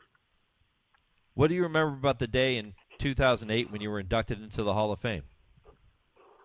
Well, you know, it was a great moment, you know, so recognition of my peers and recognition of a lot of people involved for the voting. For so many years, you know, I've been working hard and trying to accomplish something. And that was reflected that day when I was inducted in the Hall of Fame. And well, even better person than Bobby Clesaris to introduce me into the Hall of Fame, because he was the first person, one of the first person that gave me the opportunity to ride in Boston and then ride in Maryland, you know, along with Benny Blaine and so many other people. Yeah, it's interesting. I had a listener send an email earlier this morning, and they said, hey, please remind people about the Trainer Talk interview that I did several years ago. This was back, I guess it was probably 2016, with Bob Clesaris, who was talking about you and said, you know, that he thought maybe you were a little too rough and might not make it as a jockey when you first came here. But I think too rough could be construed as too competitive, maybe. That was your nature, right? Yes, definitely. I want to win, you know. I was focusing on winning. I didn't try to drop anybody, but I was trying to win. I was riding tight. I was doing my best to try to win the race. And, you know, the stewards over there didn't like my style, so they called Clesaris and they told him that I wasn't going to make it as a rider because I don't have the tools to be a rider. So Bobby Clesaris decided, well, I guess it's time to go somewhere else because this is the steward that won't leave me alone. So I ride one race, I ride 1 week, and I was spending another week. So in some form, but I guess that was the best decision he made. He told me that we're going to Maryland. And we'll go from there. We'll see what happens. I said, okay. So that's when I met Steve Rushing, you know. He was extremely good agent, you know. It wasn't well known at the time, but he really know how to do his job. So it make my job more easy. Is riding races today different in any way from when you started riding in 1986? Yeah, I think it's pretty similar. There's more cameras now. You cannot get away with a lot of things. Plus the rules, there's a lot of rules. You cannot hit a horse more than 6 times, you know. So, but back then, you know, you can get away with a little more. But I think it got more safe. I think it's more important. The safety comes first. And it did, you know. And safe for the horse, safe for the rider. Medication rules are stronger. So, and definitely, it got much better, you know. But in the riding aspect, you know, you cannot get away with things that you did years ago. Like what? Like you just put the oval in the other rider, carry him out a little bit in the turn, you know, make it tight, you know, going to the first turn, and things like that, you know. Do jockeys know where the cameras are on the racetrack? Do they know the spots that, okay, maybe this is a blind spot where I have 10 strides where the camera's not going to catch me or whatever the case might be? Do jockeys know that? Well, I do know. I don't know about the other ones. And that's the first thing I check. The first thing I check is, where's the camera? Okay, it's fine. It's good. Yeah, and again, not to be malicious or dirty in any way, but just if you can get a little advantage without, you know, the cameras being on you, why not, right? Well, why you wait to let they do it to you when you can do it to them first? This game is so competitive. So competitive, you know, and because the only person that gets paid is the jockey that won. And it's a big difference in the purse structure, you know. It's a big difference, the winning from finish third. imagine you finish 6-7. Yeah. So it's a big difference. If it wasn't a big difference, yeah, maybe you'd be more competitive. You win. Second. It's a big difference. Edgar, is there a young rider in the game today, or maybe a couple of young riders, that when you look at them, they kind of remind you of yourself in some way, or a young Edgar Prado? Oh, yeah, definitely few riders that have a lot of talent, you know. It would be unfair to mention just one. Yeah. I mean, this colony, it got very strong. A lot of young riders, and I think they're very more professional and very dedicated. You know, so and that's good, you know, and the people like that, it will continue to ride for many years to come. You know, one of the kids that I like, and he was real good when he first came to my corner in New York, was Iraq, Ortiz, you know. So he's pretty aggressive. Good. Yeah, he's aggressive, you know. He listens when you tell him something.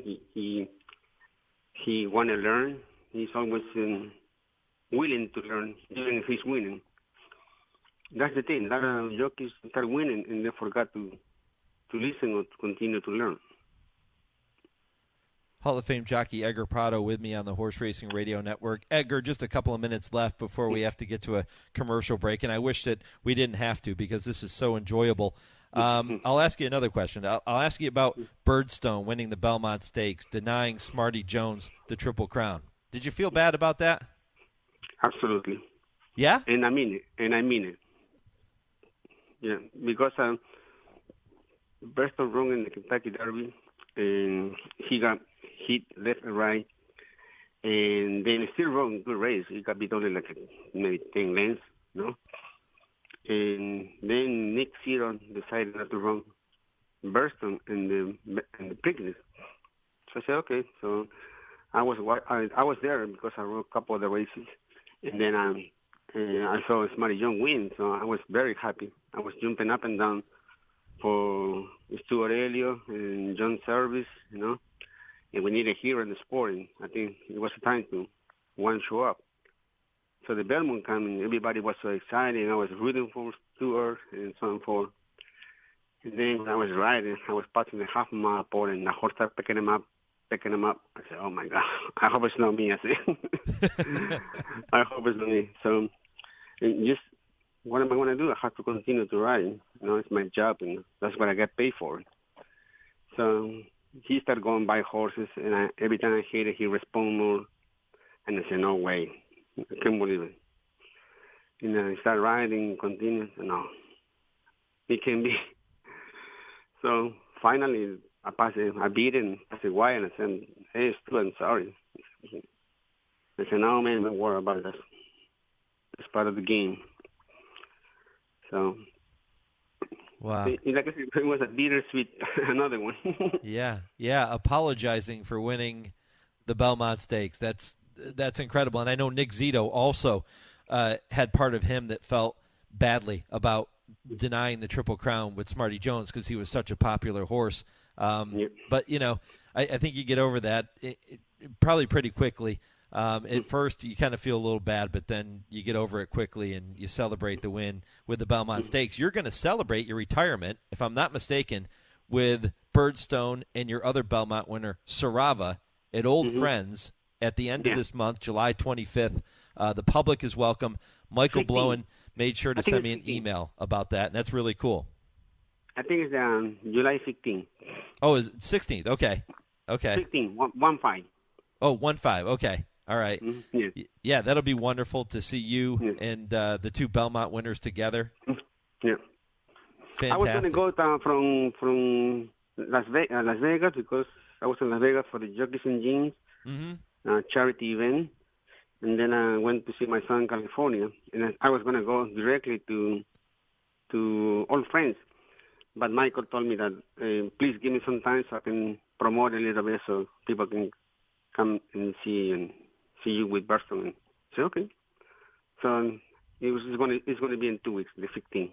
Fantastic. Well, can't wait for that. And Edgar, it has been so much fun to catch up with you and look back on your career. And again, we could spend another 3 hours doing it here this morning, but I really appreciate you spending some time with me.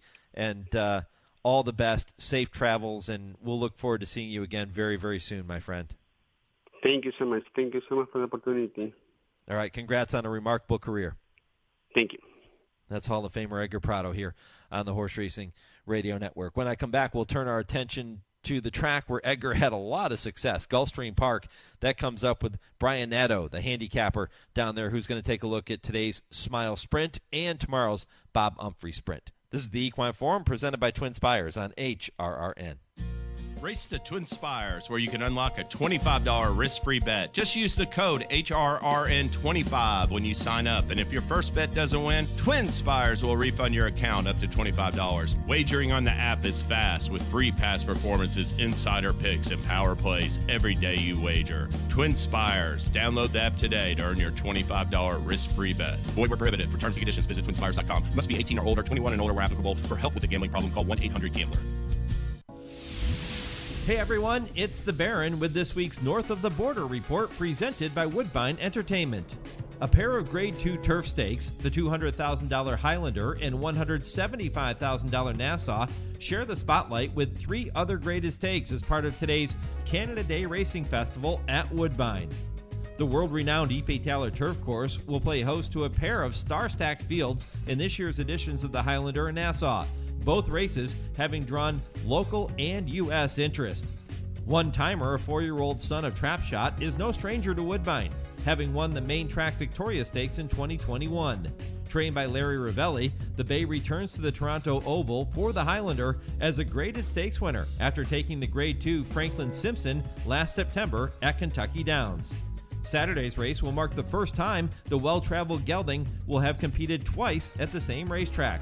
Other starters include multiple graded stakes placed Macedo, graded stakes placed Oceanic, and multiple graded stakes winner Silent Poet.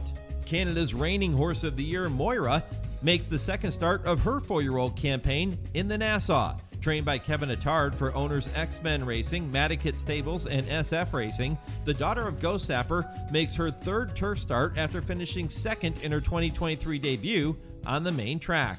She's run 2 strong races on the turf, said Attard, who won the 2017 edition of the Nassau with multiple sovereign winner Starship Jubilee, Canada's Horse of the Year in 2019. Other starters include multiple graded stakes placed Eminent Victor, graded stakes winner Fay Rover, and multiple graded stakes placed Scottish Star, graded stakes placed Millie Girl, and graded stakes placed Sweet Enough. The Highlander and Nassau are slated as race 8 and race 10 respectively. First post is 1:10 p.m. And that's your North of the Border report for this Saturday morning. For more updates and racing information, visit woodbine.com or follow along on both Twitter and Instagram at WoodbineTB.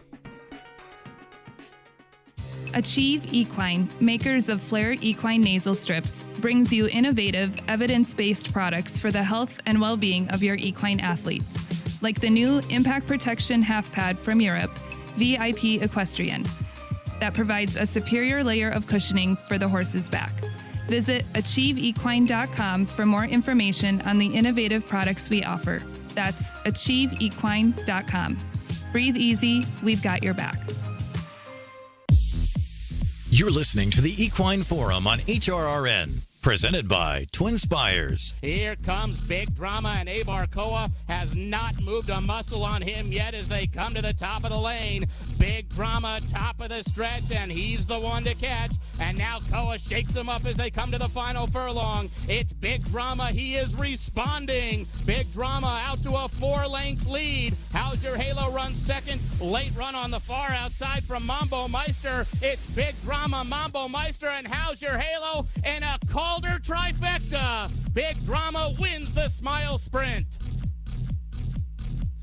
Bobby Newman with the call of the 2010 Smile Sprint Handicap. Big Drama, eventual Breeders' Cup Sprint winner, getting the victory that day. What a call from our very own Bobby Newman. There have been so many tremendous horses to win the Smile Sprint Stakes over the years, and I remember getting a chance to meet Bobby and broadcast the races when they were being held at Calder. Of course, they are now being run at Gulfstream Park. The Smile Sprint Stakes takes place today. Tomorrow, you have the Bob Umphrey Stakes. And to walk us through each of those, I welcome Gulfstream Park analyst Brian Nadeau to the program. Brian, good morning.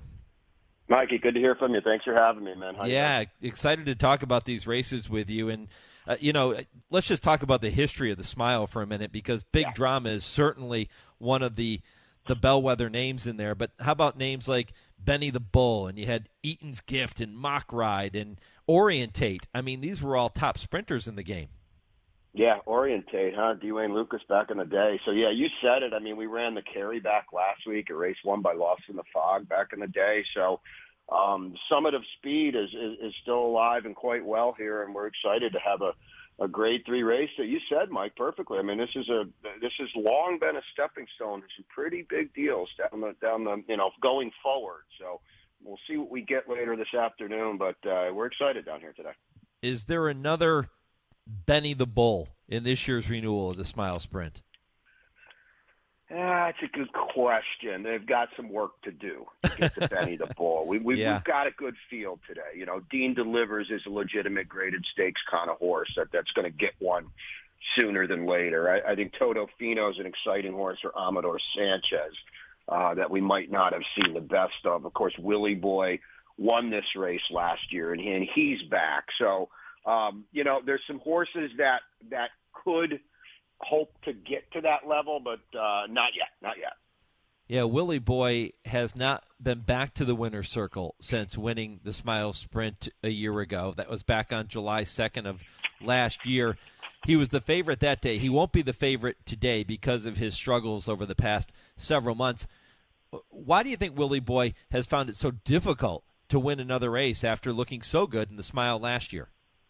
Well, Mike, everything you said is right, but I'm just going to kind of add one more and kind of raise you a little bit. He has not been back to Gulfstream Park since the Smile either, so he clearly likes it here. He's 5 for 9 here and 5 for 8 here, excuse me.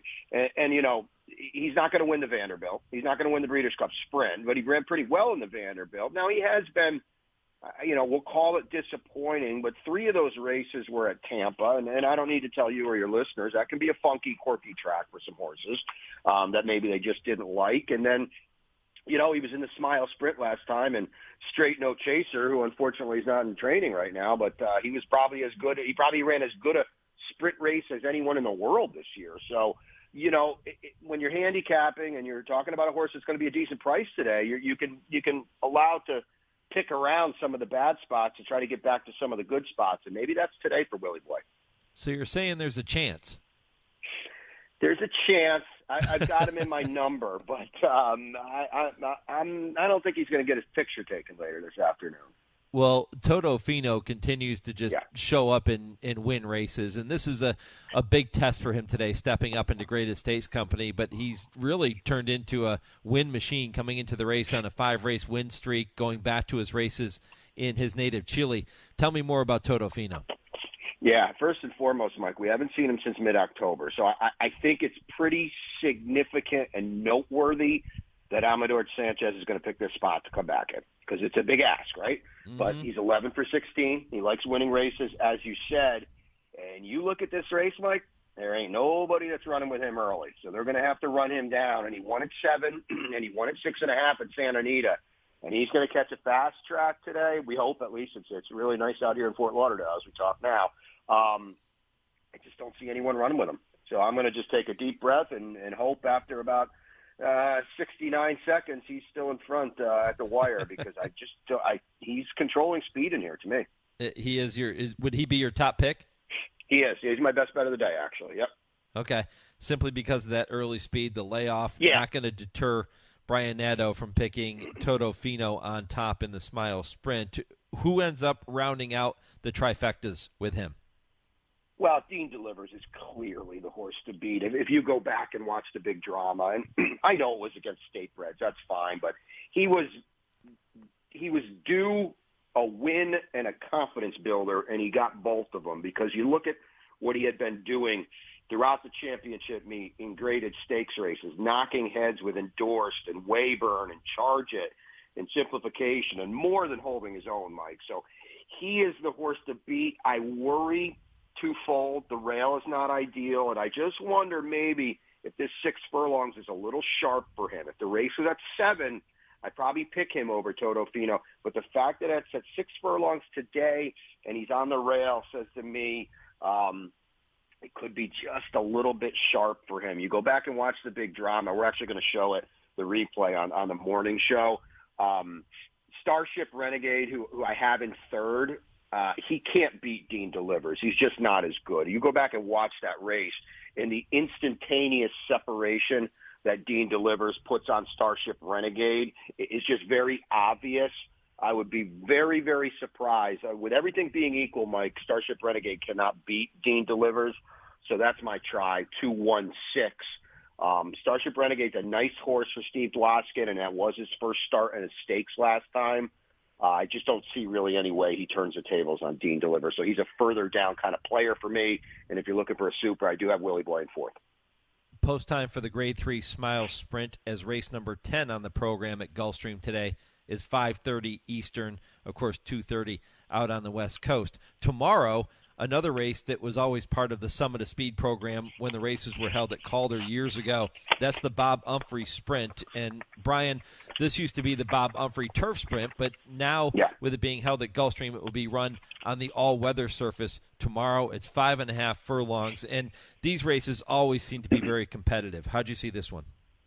Yeah, and you said it. I'm glad you talked about the distance, Mike. I think that's very, very significant, the 5.5. You look at horses in here, Hope in Him, and no more so than him. He's like the golden soul of Tapeta. He breaks 3 lengths in front of the field every time. It's crazy how fast he is early. But all of his races have been at 5 furlongs, and I worry that the 5.5 is just going to be a little far for him. He'll stretch him out as far as he can take him, and I just feel like he's going to come unglued a little bit. He's going to get a little bit late in here. I like Moira, the number 4 horse, for Ronaldo Richards. Got the tightener out of the way last time. He's second off the layoff, a race I'm sure they had pointed to all along.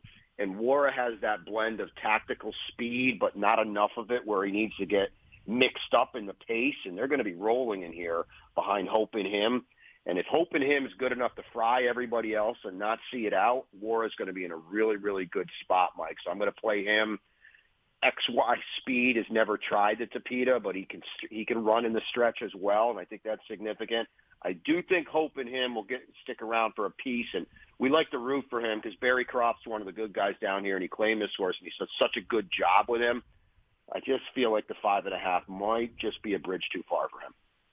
All right, and the Bob Umphrey tomorrow, race number 8 on the 9-race card, 4:28 Eastern, 1:28 Pacific for that race. Again, 5.5 furlongs on the all-weather. And Brian Nadeau is walking through the 2 stakes races, the Smile today and the Bob Umphrey tomorrow. Brian, before I let you go, a listener, Gene, sent us a note on Twitter and said, make sure you wish Nadeau a happy Bobby Bonilla Day. So happy Bobby Bonilla Day, my friend. Yeah, Mike, you're lucky you got several other guests lined up after me, so I don't have to go into my tangent here. Like, people think that Bobby Bonilla is the only guy getting a deferred contract out there. However, if you catch me at happy hour tonight, I will have the Bobby Bonilla shirt on representing July 1st, so I'll leave it at that. Right. There he is. And, folks, you can go Google Bobby Bonilla Day if you want to find out what this is all about. If you don't know, go check it out. New York Mets fans are ecstatic whenever July 1st rolls around. Yeah, we're not, Mike. I can promise you one thing: there's no New York Mets fan ecstatic right now about anything. Amen for that. Brian Nadeau with me here on HRRN. Brian, appreciate the visit, my friend. All the best at the windows today, tomorrow, and enjoy a few cocktails later tonight at the bar.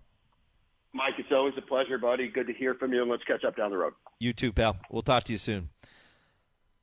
All right, coming up next, I turn my attention northward to Woodbine, and I welcome trainer Kevin Attard, who gets set to saddle his Canadian Horse of the Year, Moira, in today's Nassau Stakes. This is the Equine Forum presented by TwinSpires on HRRN. Race to TwinSpires, where you can unlock a $25 risk-free bet. Just use the code HRRN25 when you sign up. And if your first bet doesn't win, TwinSpires will refund your account up to $25. Wagering on the app is fast with free past performances, insider picks, and power plays every day you wager. TwinSpires. Download the app today to earn your $25 risk-free bet. Void where prohibited. For terms and conditions, visit TwinSpires.com. Must be 18 or older, 21 and older where applicable. For help with a gambling problem, call 1-800-GAMBLER. There are plenty of thrills at Gulfstream Park during the Royal Palm Meet with live racing Friday through Sunday and simulcast opportunities 7 days a week. Come out and enjoy the Summit of Speed, the Florida Sire Stakes Series, and a whole lot more. Watch the action from our Trackside Carousel Club, our Feast in 10 Palms restaurant with an elevated view of the track. For stake schedules, reservations, tickets, and more, head to GulfstreamPark.com. Adina Stallions set the gold standard, all number one in their category.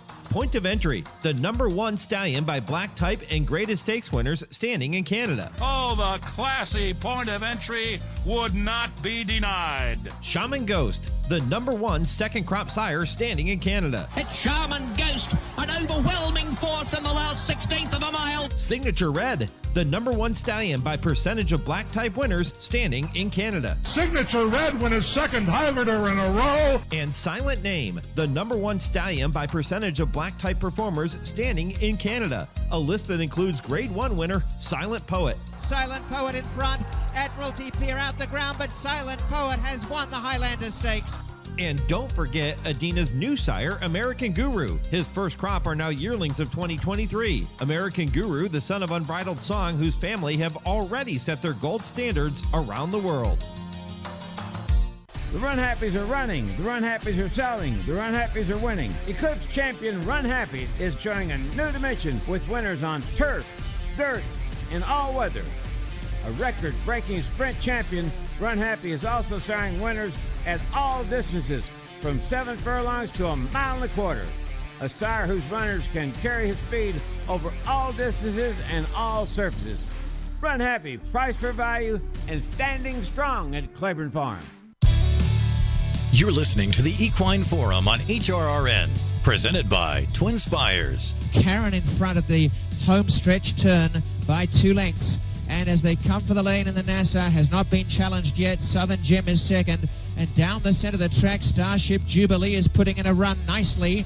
And up the inside, Involuntary, they've come after Karen, and Starship Jubilee has gone right to the front. Involuntary coming up to second.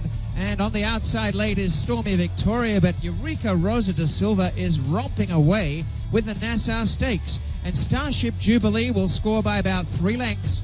Make it 2 3/4. Involuntary second, Stormy Victoria third, Karen was fourth.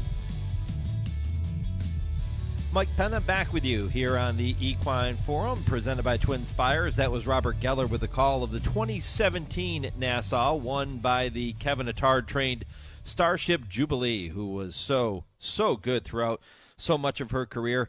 And Kevin is with me now because he's going to saddle another really good one in today's Nassau by the name of Moira, the Canadian Horse of the Year from a year ago. Kevin, good morning, my friend. Good morning. Thanks for having me on. You know, let's start just for a minute with Starship Jubilee. I know you and I have talked several times about her over the years, but such a special horse. Definitely. Very special filly. She laid it on the line every time she came out, and very consistent mare. Hard horse to replace in the barn, that's for sure. Do you miss her? Oh, every day I think about her. So when I walk by her stall, it's not the same. What type of Starship Jubilee memorabilia do you have laying around your house or around the barn? I don't have anything at the barn, but I've got some shoes at the house. I've got obviously her E.P. Taylor saddle towel from the day she won, and also the Woodbine Mile. So, she's obviously holds a very special place in my heart. Do you ever pull up replays of some of her big wins and just kind of take a trip down memory lane? I did a couple months ago, actually. It's been probably a couple months since, but I definitely now and then kind of, when I want to get a little teary-eyed, I guess I'll throw a replay on. Yeah, I don't blame you. I'm assuming that when you go back and watch Moira's Queen's Plate win from a year ago and you see some of her big wins, you get a little teary-eyed there too because she's special. Yeah, she's definitely a very special filly. Her win in the Queen's Plate was, breathtaking. Course record that day, filly against the boys. It's just, and obviously, the significance of the Queen's Plate here in Canada. Just another horse that, engulfed in the memory brain, and we'll never forget her either. Yeah, happy Canada Day, by the way, Kevin. It's a special day and a huge race card at Woodbine today, too. Let's talk about what her campaign looked like after winning the Queen's Plate last year. She comes back. She's beaten a neck in the EP Taylor, but then is subsequently disqualified in there from that second-place finish. And then you run her in the Breeders' Cup Filly and Mare Turf, and she ran I know she finished fifth, but I thought she ran a pretty good race that day.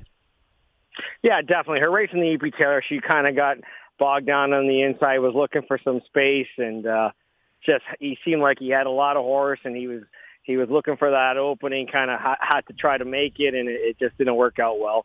And her number was taken down. But, that was her first race against, seasoned older fillies, and she didn't disgrace herself. Led us to a trip to the Breeders' Cup. And, in the Breeders' Cup, we kind of broke from the outside and just kind of got a little further back than she's used to running. She did make up some ground and run fifth. Didn't disgrace herself that day either. I was proud of her, and she's come back this year as a 4-year-old, and she's worked really well. Another tough trip for her, sophomore campaign in the Belmahone. Kind of, they rode her instead of really riding the race, and she kind of got stuck inside with a paceless race. And by the time he got out, she just couldn't get to the winner. Yeah, a lot of people were surprised that she lost, but as you said, it wasn't her fault. It was a rough trip, and she's back looking for a cleaner trip in today's Nassau. That effort last time out, did she get enough out of that race, considering the trouble she got into, to set her up well today? Yeah, I definitely think so. She seems a little sharper now, a little bit more keen. We gave her a good half-mile work the other day. We're cutting her back to a mile. Maybe not her ideal distance, but it's a long stretch in the EP Taylor, so she's going back to the turf. I think as we mentioned earlier in the EP Taylor last year in the Breeders' Cup, both turf races, she's run well over the course, so she should appreciate getting back to the grass today. What's her greatest strength or her greatest attribute? I think she's just got a good turn of foot when you call on her. And obviously that depends on the pace setup, but her last race is just kind of, I think, one you just got to scratch off. But if there's an honest pace in front of her, I think when the jock calls on her, she can just kind of gear up and kind of, she's almost like a car that just kind of, you could feel it kind of sit down and take off, and I think that's her biggest attribute. She just got that good explosive turn of foot when it's called for. Earlier in the show, jockey Brian Hernandez Jr. was with me, and he was talking about riding Rattle and Roll in today's Stephen Foster, and he talked about the fact that he went back and watched replays of all the other horses that are in that race today, and he studied the form, and he said he spent a couple of days knowing the competition. So I'm sure the trainers kind of do that same thing. When you come into a big race like this, do you take time to study the other horses that you're going up against, or do you just worry about your own horse? Yeah, I obviously try to keep, try to gauge what's going to happen. Unfortunately, sometimes, what kind of presents itself on paper doesn't necessarily transpire when the gates open, right? More so in those smaller fields. Because I think then you can get really hampered by the pace setup. So today we've got a bigger field. It seems to be more of an honest pace in front. So I've looked at some replays. I've kind of tried to envision where certain horses are going to be and where I kind of want my filly. And at the end of the day, it's up to Kimura. As soon as the gates open, a lot can change quickly. So he's got to be ready to kind of adjust on the fly. But that's why you try to ride the best riders. They make those decisions, and it's they're decisions that have to be made on the fly. So you get the best riders to kind of make those right moves. She is not the only horse you're going to saddle in a stakes race today. You also have Gaston going in the race before the Nassau. That is the Dominion Day Stakes, a Grade 3 that will be run on the all-weather track. And you have Velocitor in the Marine Stakes, which is race number 5. That's also a Grade 3. Tell me about those two horses, Kevin. Yeah, Gaston's doing really well. He's won his last 2 races. He ran a very game and gutsy effort off the bench in his first start this year. This is a big step up in company, so he's really going to have to kind of take another good step forward. But he's an honest horse. He's run well over the synthetic. He's got a good record over it. So hopefully the race kind of, sets up with a good pace and we can kind of have a nice tracking position. And he's honest and he'll come with his run. So it'd just be whether he's good enough or not today. And Velocitor, had a great 2-year-old campaign. Was very disappointed with his performance for his first start of the year, but he's stretching out now, and we've been training him to go along. Obviously, we've got our goal is to run into King's Plate this year, so the focus has been kind of getting him to kind of run along. So I'm just going to kind of scratch off his last race. It was a 7-furlong sprint. Things didn't really go well for him right from the break. We've gelded him since. And he had a super work last week. I was really pleased with it, and I think if he runs to that work, he should run a good race today. Have you gotten used to calling it the King's Plate? No, you got to catch yourself and make sure. That's for sure. It's definitely not easy. Sometimes I do refer to the Queen's Plate, but I'm sure it's still fresh in everybody's mind. Yeah, well, it would be great to see another victory, back-to-back victories. Queen's Plate last year, King's Plate this year. I don't know if many trainers could say they've ever pulled off that double, the Queen's Plate, King's Plate double. Yes, it's probably a good stat, actually, and it's something definitely that I've thought of and I'm hoping to achieve anyways. Kevin, listen, I'll let you go. I know you're busy working. I appreciate the visit here this morning. Thanks, as always, for the time, and good luck with all those runners coming up later today. Much appreciated. Thank you very much. All right, trainer Kevin Attard on this Canada Day, talking about the big races coming up at Woodbine, including his reigning Horse of the Year, Moira, in that Grade 2 Nassau Stakes. And you heard him talk about the fact that really, in her last start, the trip was not good. She had trouble. He said that they rode her as opposed to riding the race, meaning they were very concerned about her. She was a heavy favorite, and she ends up coming up short. But he thinks that she got plenty out of it and should be set up well. And he thinks the pace scenario, if you heard him say that, the pace scenario today sets up completely differently than it did in her previous race. So we know she can handle the turf. He loves the long stretch on the E.P. Taylor turf course at Woodbine. And we'll see if, indeed, Kevin Attard can find a way to get Moira back to the winner's circle this afternoon.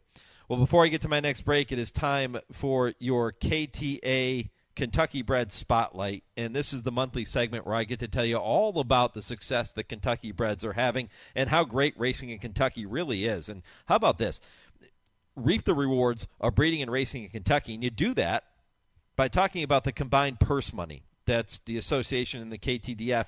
It paid out an all-time high of more than $165 million in 2022, following the previous benchmark of $134 million that was set in 2021. Average field size in Kentucky is 8.4. That's higher than Florida, New York, and California. Average purse per race in Kentucky is more than $77,000. That outpaces all other leading racing jurisdictions, including Arkansas, New York, California, and Florida. And Kentucky Breds continue to make their presence felt in the biggest races around the globe, as horses bred in the Bluegrass scored 3 greatest stakes wins, a 30% strike rate at the heralded Royal Ascot meet last month, with Crimson Advocate winning the Queen Mary Stakes. That's a Group 2. Valiant Force prevailing in the Group 2 Norfolk Stakes, and a win and you're in for the Breeders' Cup Juvenile Turf Sprint. And then King of Steel asserting his superiority in the King Edward, which was a Grade 2. You can look for your Kentucky Bred at the upcoming yearling sales. There'll be plenty of opportunities to get them. Kentucky Breds, breed them, raise them, race them. We all win. For more information on breeding and racing in Kentucky, simply visit KentuckyBreds.com. That's KentuckyBreds.com. I'm back with more. This is the Equine Forum on the Horse Racing Radio Network. Woodford Feed, where tradition merges with technology. Family owned since 1940 and providing exceptional customer service, Woodford Feed specializes in the highest quality feed, using only the finest ingredients to ensure optimal nutrition for your horses. In addition, Woodford Feed can help with all your farm needs, including field seed, fertilizer, and weed control. So whether your horse is sprinting around the racetrack or has a foal by her side, count on Woodford Feed to provide the quality nutrition necessary to perform at the highest level. Woodford Feed, Versailles, Kentucky. I'm 54, so basically, it's too late to start saving for retirement, right? Not right. Starting to save, even in your 50s, can really make a difference. Well, right now, saving seems hard to wrap my head around. Plus, with the way this year's been going... Hey, listen, it's okay. You still got this. Just go to aceyourretirement.org. It's an online tool from AARP that can help you get your retirement savings on track no matter your age. It's free and only takes about 3 minutes. I like 3 minutes. Yeah, at aceyourretirement.org, you'll chat with Avo, the friendly digital retirement coach. Just answer a few questions and you'll get a personalized plan and tips to help boost your retirement savings. Tips that are easy to understand and tailored to your lifestyle. I like that too. Plus, it's sponsored by AARP, so you know they got your back. Just head to aceyourretirement.org and make your plan to start saving for retirement. Thanks. That's aceyourretirement.org. A message from AARP and the Ad Council. Did you receive a call or message that mentioned Social Security and demanded immediate action? Did the caller know your Social Security number or other personal information and tell you that your Social Security number had been used in connection with the crime? Did you feel worried that your Social Security number might be suspended, your bank account might be frozen or seized, or you could be arrested? That is not the Social Security Administration. Social Security will not threaten you, demand your personal information, or instant payment. Email or text you pictures or documents, or use a real government official's name to gain your trust. Social Security does not accept payments by gift card, prepaid debit card, internet currency, or by mailing cash. Criminals use these forms of payment because they are hard to trace. Do not be fooled. Hang up. Ignore them.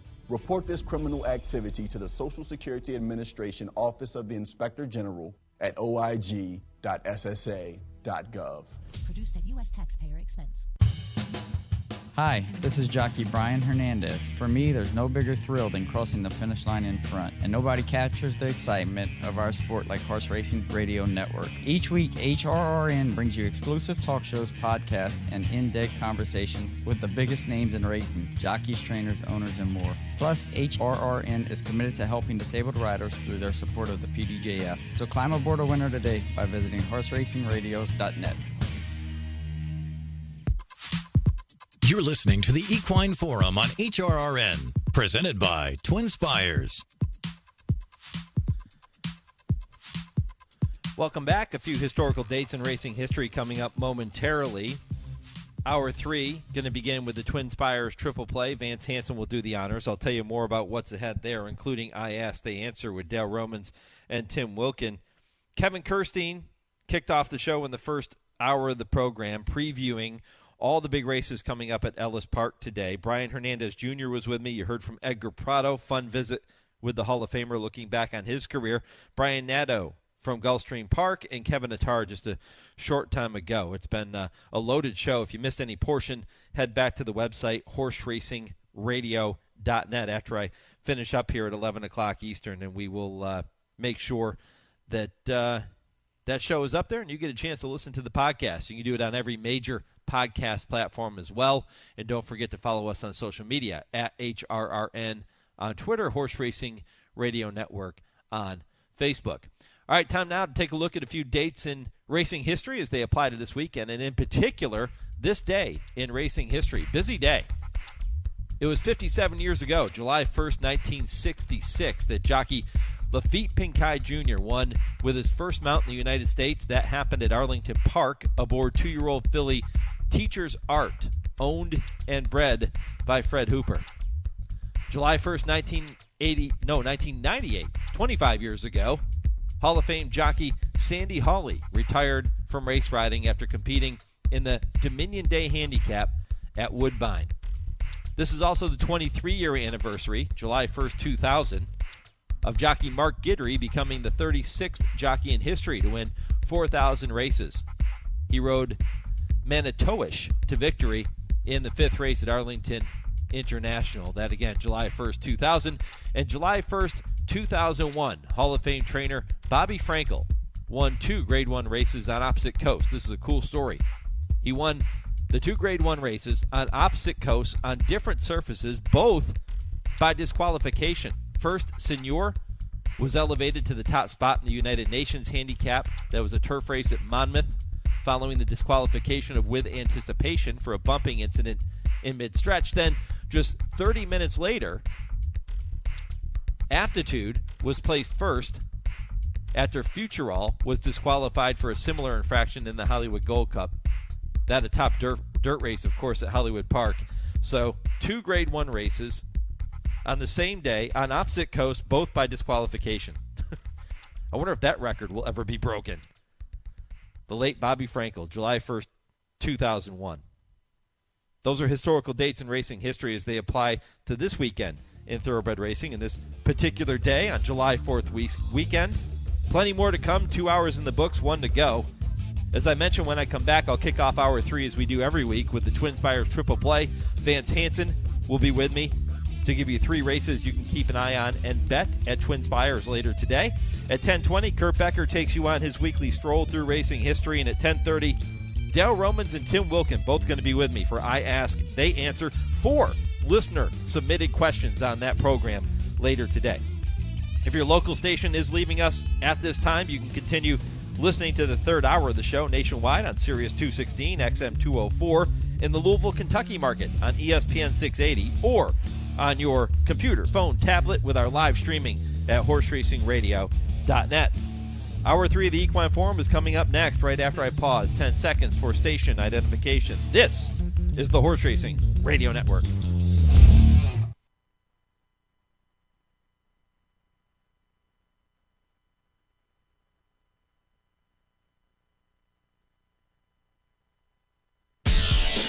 From the rail to your radio, this is the Horse Racing Radio Network. Buzzards Bay, brass hat for love and money up the inside, and a late charge from the bond. Seek Gold on the far outside. Big long shot, Seek Gold, perfect drift.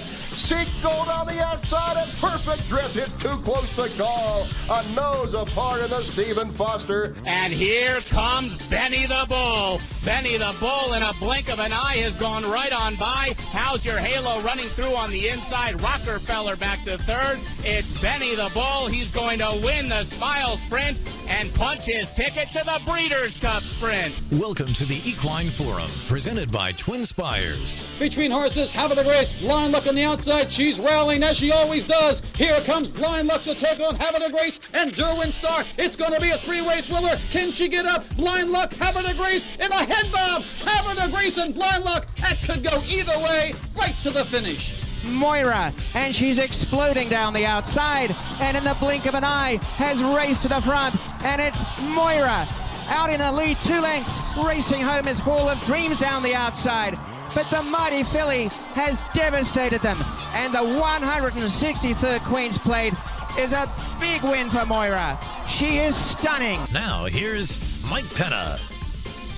Welcome back, hour 3 rolling on. What a weekend in thoroughbred racing. We've been talking about the huge Stephen Foster Day coming up at Ellis Park. The first time a Grade 1 race is going to be run at Ellis Park. Looking forward to that. We're also looking forward to a huge day at Woodbine north of the border with Canadian Horse of the Year Moira returning to action. You have the big races at Delaware Park. You've got the Smile Sprint down at Gulfstream. All kinds of action for horse players. And don't forget about the Dwyer and the John A. Nehrude up at Belmont in the Big Apple. So all kinds of things to look forward to. Mike Penna, Baron of the Backstretch. We've been covering those storylines throughout the morning. We've previewed many of those big races and going to continue to do so here in hour number 3. If you missed any portion of the first 2 hours of the program, you know what to do. Head back to our website, horseracingradio.net. You can listen to the podcast at your leisure. You can also do that on every major podcast platform, including Apple Podcasts and Podbean and Spotify and Google.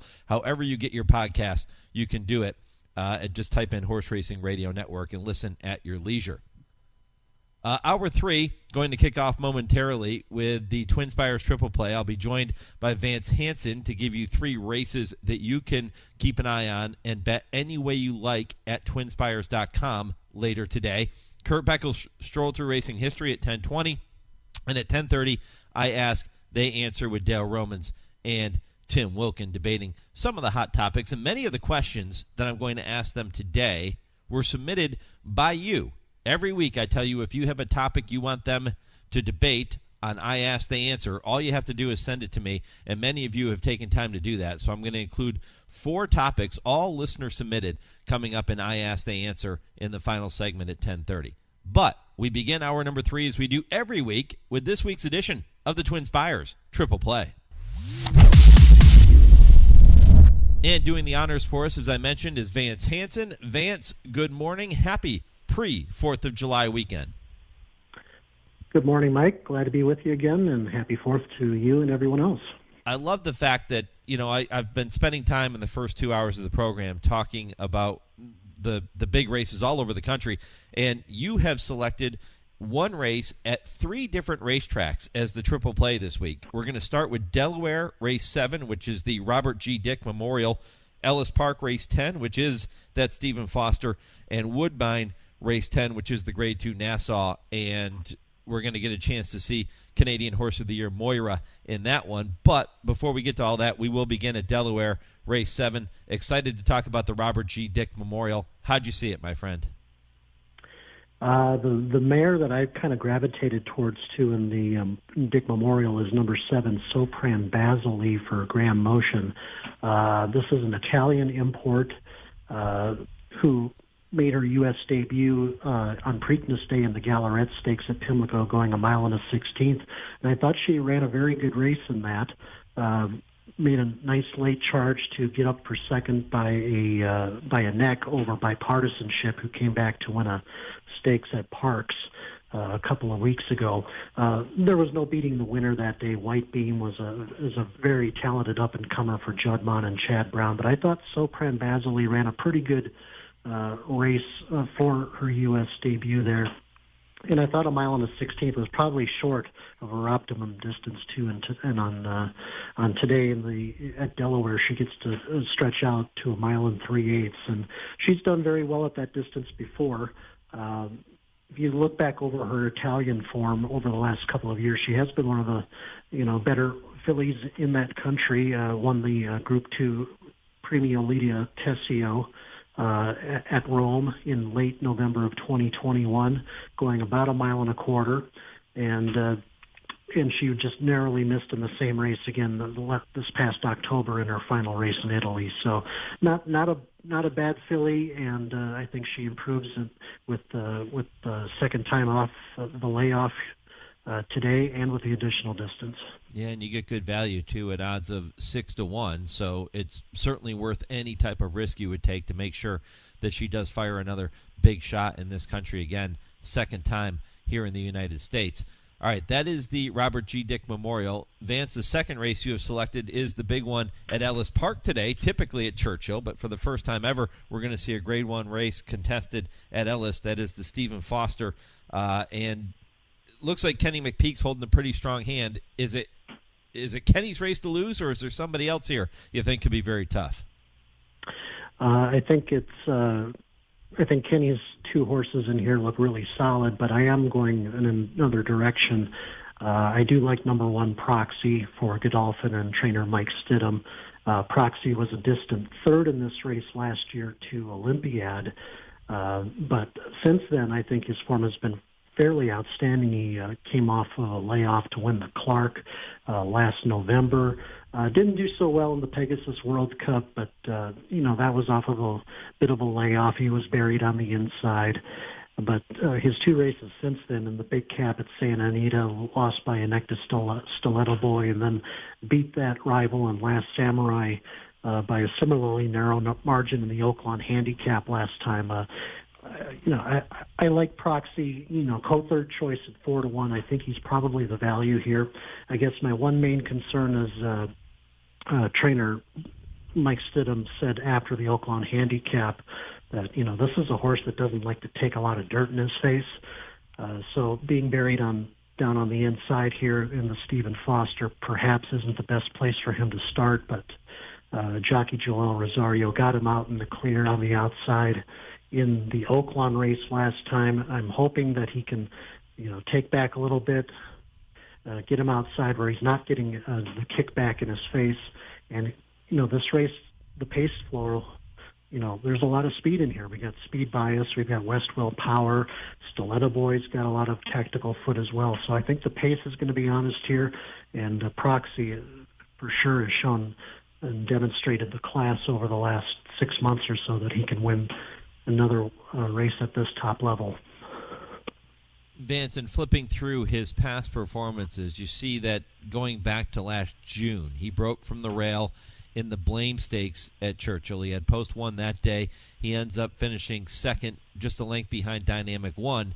He broke from post 1 in the Grade 1 Clark last November at Churchill, and we know that he won that race. So it doesn't appear his only other start from post 1, at least in his recent form, is the Pegasus World Cup at Gulfstream, where he finished 5th. But it doesn't appear as if that inside post will pose a problem for Proxy. He tends to run well even when he's drawn down toward the rail. Yeah, and as I said, I think the important thing for him is to, take back, let the speed go, and then kind of work his way to the outside where he's not taking the kickback from the speed, or if he's not laying too close to the pace. So yeah, I think Joel Rosario, he's ridden him, 4 of his last 5 starts, and I think he's got this horse kind of figured out. And another thing too is that Stidham mentioned after the Oaklawn race is that, this is a horse that also has tended to lose focus and interest during the course of the race, and he was equipped with cheek pieces for the Oaklawn handicap, and that seemed to work out very well. So I think that change of equipment has really sharpened him in recent months. Which of the 2 McPeak runners, Rattle and Roll or the morning line favorite Smile Happy, do you prefer? I prefer Smile Happy. Just seems a little more fresh and lightly raced this year. I was a bit surprised, frankly, that Rattle and Roll wheeled back so quickly off of his really tough race in the Pimlico Special in the Blame Stakes. There wasn't much of a gap between there, but, and I kind of faded him in the Blame Stakes, but, he stepped up and ran really well and won it, obviously. But as far as the long term is concerned, I think Smile Happy, based on his victory in the Ali Shiba, which was one of the best performances we've seen from an older horse this year. I mean, if he continues that form, he'll be tough to beat not only today but going forward. All right, so it is number 1 Proxy, the top pick in the Grade 1 Stephen Foster for Vance Hanson, 4-1. The morning line odds should get right in that ballpark, I would imagine. Maybe he ticks down just a little bit, but he's going to be a solid price in that race this afternoon. All right, the 10th race at Woodbine, Vance, is the Nassau Stakes, a Grade 2, and it features the Canadian Horse of the Year, Moira. Really competitive race. Who wins this one? I'm going to take a stand against Moira. Nothing wrong with her coming out party last time out over the Tapeta surface. She just probably was a race short, but she's going to be a short price here. And for a little bit of more value, I do like number 8, Fev Rover for Mark Cassie. She's making her season debut here. Formerly based in Europe, she showed some class over there a couple of seasons ago as a 3-year-old, finishing 3rd in the 1,000 Guineas. Later, a Group 2 placed in Ireland. And based on her 3 starts in Canada last year, she's a legitimate Grade 2 quality filly up there. She finished 2nd in the Dance Smartly Stakes in her North American debut last summer, and then eked out a narrow victory in the Canadian Stakes, going 1 1/8. Didn't quite have the closing kick in the E.P. Taylor Stakes, going 1 1/4 in her season finale last fall. No major excuses other than I think, maybe 1 1/4 probably isn't her best distance. I like the fact that she's cutting back to 1 mile in the race today. And she's got tactical foot, but I don't think she's going to be necessarily on the lead or pressing it, because we do have some speed to her inside in Sister Luann and Scottish Star. I think those two can help ensure a pretty honest pace for Fev Rover. And if she gets an ideal stock and pounce journey in this race, I think she can upset Moira at a decent price. Tough to go against Cassie anytime he shows up in these big races in Canada, which is almost every single weekend.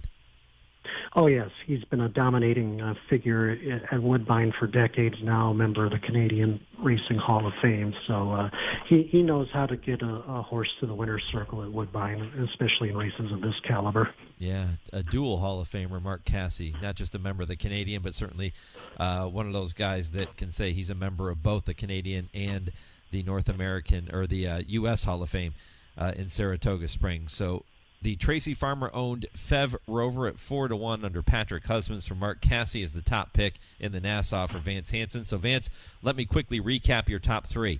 In the 7th at Delaware, the Robert G. Dick Memorial, you'll take number 7, Sopran Basilia, and I hope I pronounced that correctly, 6-1. Sopran. Yeah. What's the proper pronunciation? I say Basili, but I could be wrong on that. Okay, one of us will be right. I'm sure it's got to be one or the other. So 6-1 there.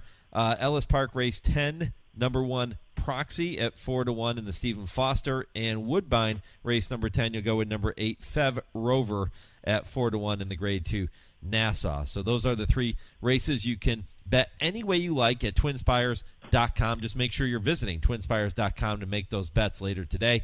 Vance, any big offers over this pre-4th of July weekend at TwinSpires, or is it pretty much business as usual with the standard tremendous offers that you can get every single week?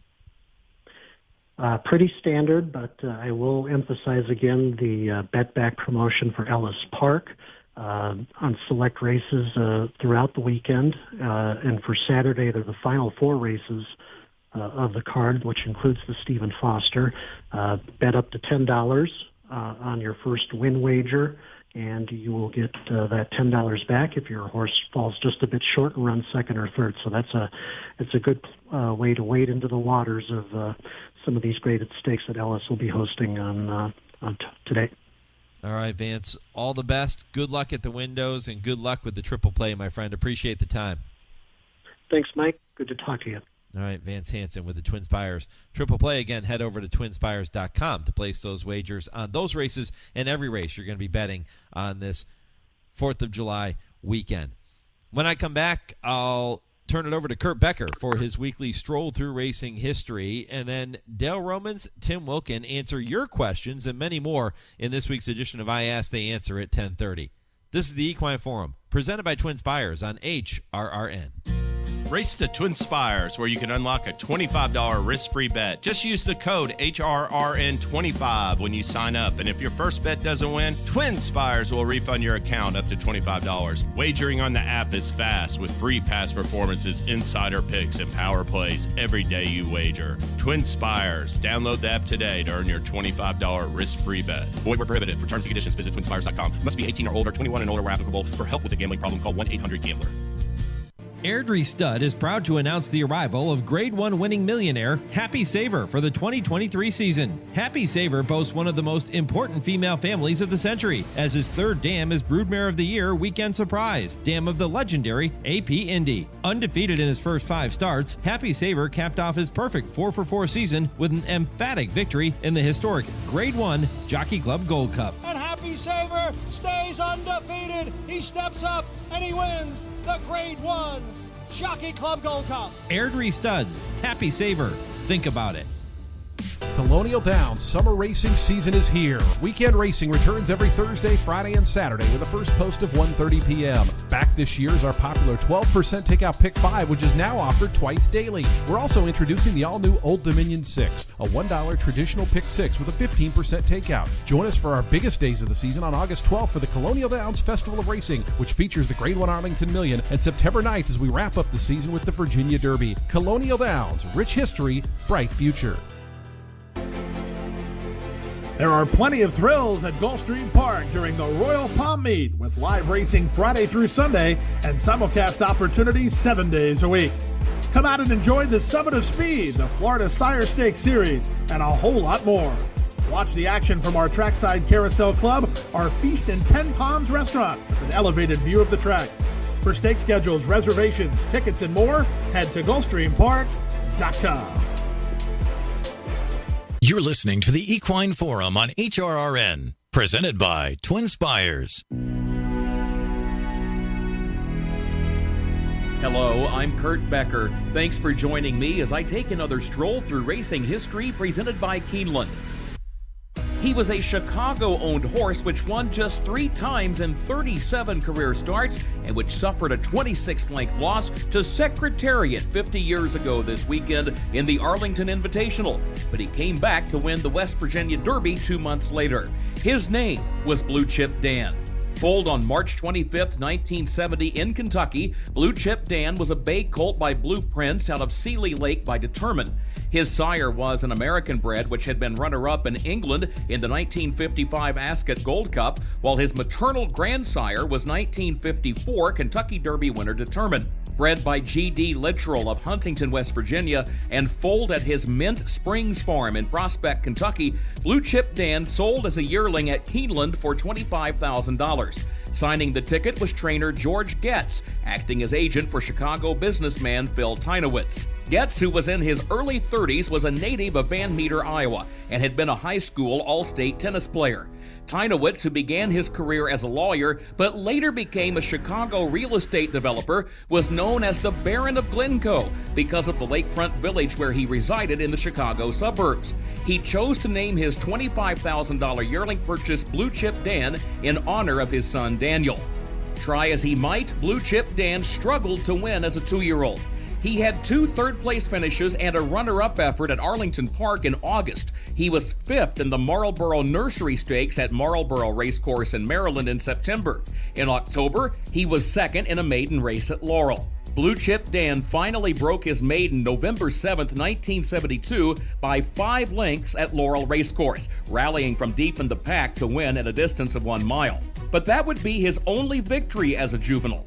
On November 17th, he ran 4th at odds of 30-1 in the Kentucky Jockey Club Stakes at Churchill Downs, and on December 23rd, he finished 6th in the Miami Beach Handicap.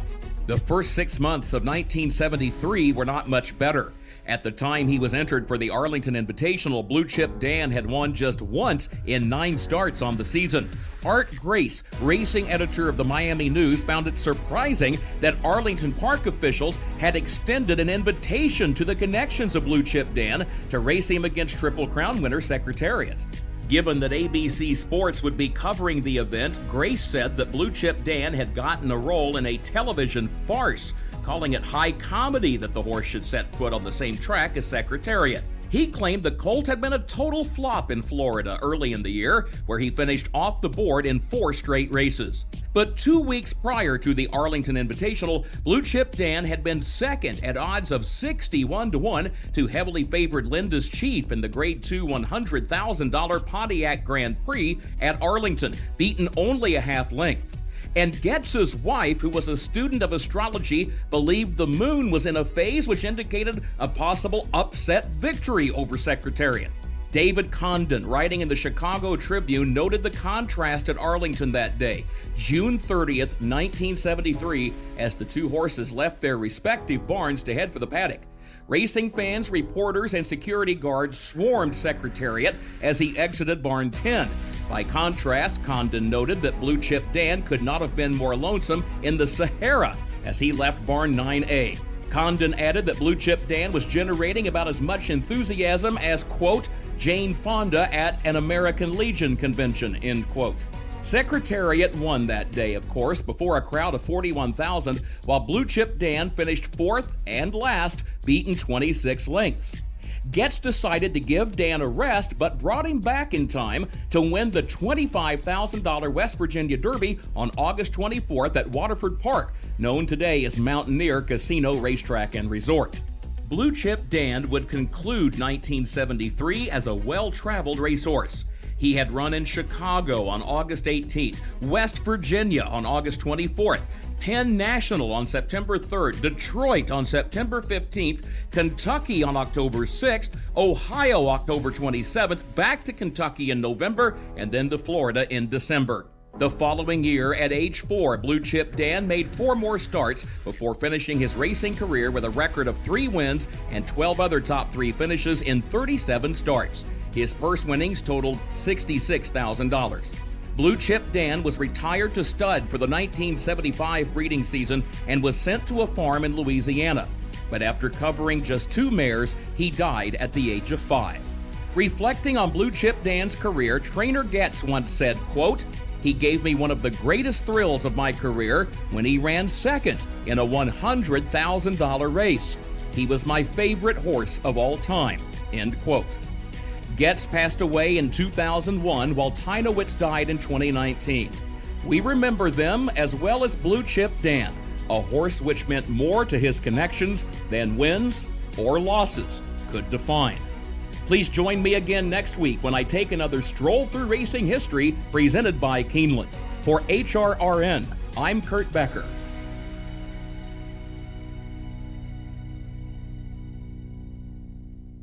And once again, my thanks to Kurt and to Keeneland for making those segments possible each and every week. If you have missed any of Kurt's Stroll Through Racing History segments, all you have to do is head back over to our website, horseracingradio.net. You can check out the special podcast page dedicated to those stories and listen to every single one. There have been some amazing ones. Go back and listen at horseracingradio.net.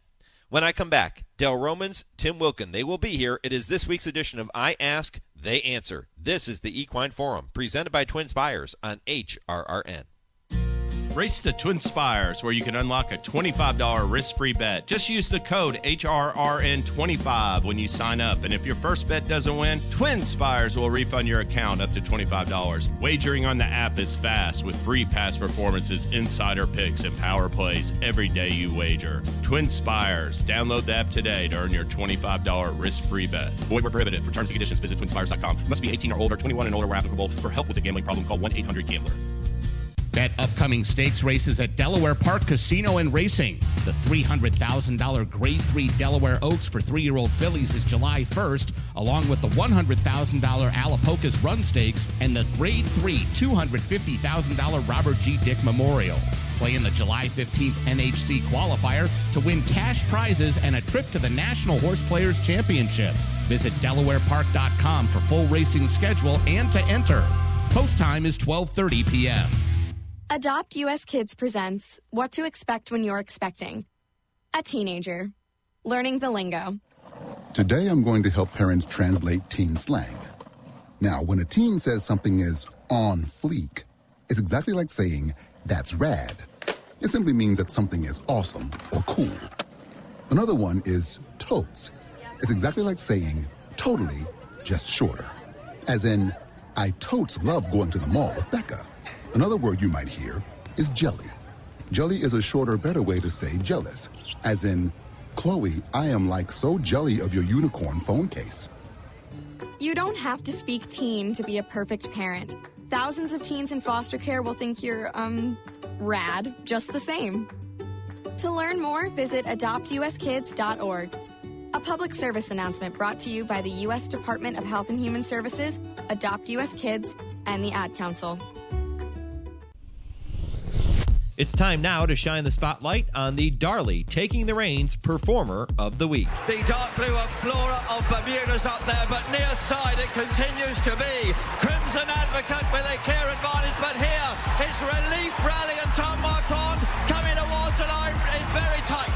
Crimson Advocate and Relief Rally. Crimson Advocate, the daughter of Darley Stallion Nyquist, beat the fastest European fillies to win the 26-runner Grade 2 Queen Mary at Royal Ascot, and she did it with style. An international victory, which makes Crimson Advocate your Darley Taking the Reins Performer of the Week. Darley Stallion Nyquist. Crimson Advocate is Nyquist's 15th graded or group juvenile. More at this stage of his career than any other American stallion ever. Just imagine. Learn more about Nyquist and all the Darley Stallions by visiting DarleyAmerica.com. This is I Ask, They Answer on the Equine Forum on HRRN. Heartbreaker trying to fend off Ever So Mischievous, who's given a nudge on the outside and comes up once again. These two head-to-head by the quarter pole. Graphic detail. Tepeyu back third and fourth. They're off the turn. Heartbreaker, something left, turning for home, holding on to a half-length lead. Ever So Mischievous fully extended, trying to push on by Heartbreaker. Down to the final 16th. Heartbreaker's determined. Ever So Mischievous on the wrong lead. These two nip-tuck to the wire. Heartbreaker, Ever So Mischievous. Going to be close. Heartbreaker, maybe. Nose is up and down. Heartbreaker, Ever So Mischievous. Too tight to tell. Tepeyu third. Heartbreaker, yes, for our man Dale Romans. Travis Stone had the call of that win at Ellis Park, a win which gave jockey Martin Schwann a second victory in the month of June, which begs the question, which young jockey in today's game will be the next household name in thoroughbred racing? Plus, is it time for racing to consider raising the minimum bet? And was Two Phils really about to become the next Secretariat? We'll talk about those topics and much, much more on this week's edition of I Ask, They Answer with trainer Dale Romans and turf writer Tim Wilkin, all presented by the University of Louisville Equine Industry Program in the College of Business, and all starting just 30 seconds from right now. Learn the business of horses in the world's only accredited equine business program, the University of Louisville Equine Business Program. The University of Louisville has a legacy of excellence educating and developing industry leaders for over 35 years. Classes are taught by industry experts in state-of-the-art facilities located in the heartland of America's equine industry. The University of Louisville Equine Business Program. When it comes to horses, we mean business. For more information, visit business.louisville.edu/equine. All right, Dale and Tim, let's kick it off by taking a look at one storyline that kind of captured a lot of people's attentions this past week. Ohio Derby winner Two Phils was retired after an ankle injury was discovered following his victory in that race. His trainer, Larry Ravelli, told Horse Racing Nation, quote, he was blossoming into a secretariat. He really was. So, guys, I'm going to ask you, and Timmy, I'll come to you first. Are those words by Larry Ravelli truth or blasphemy? I've never met Larry Ravelli. He seems like a nice guy, and I'm all for it when people talk up their horses, especially a good horse. But there's no way on God's green earth that Two Phils was going to be a secretariat. I mean, compare the horse to anybody, but don't compare him to Secretariat, he's the gold standard for racehorses in our sport. He's the all-time best horse we've ever had. And, I get it that he wants to, he wants to tell people what a good horse he has. It's the best horse he ever had.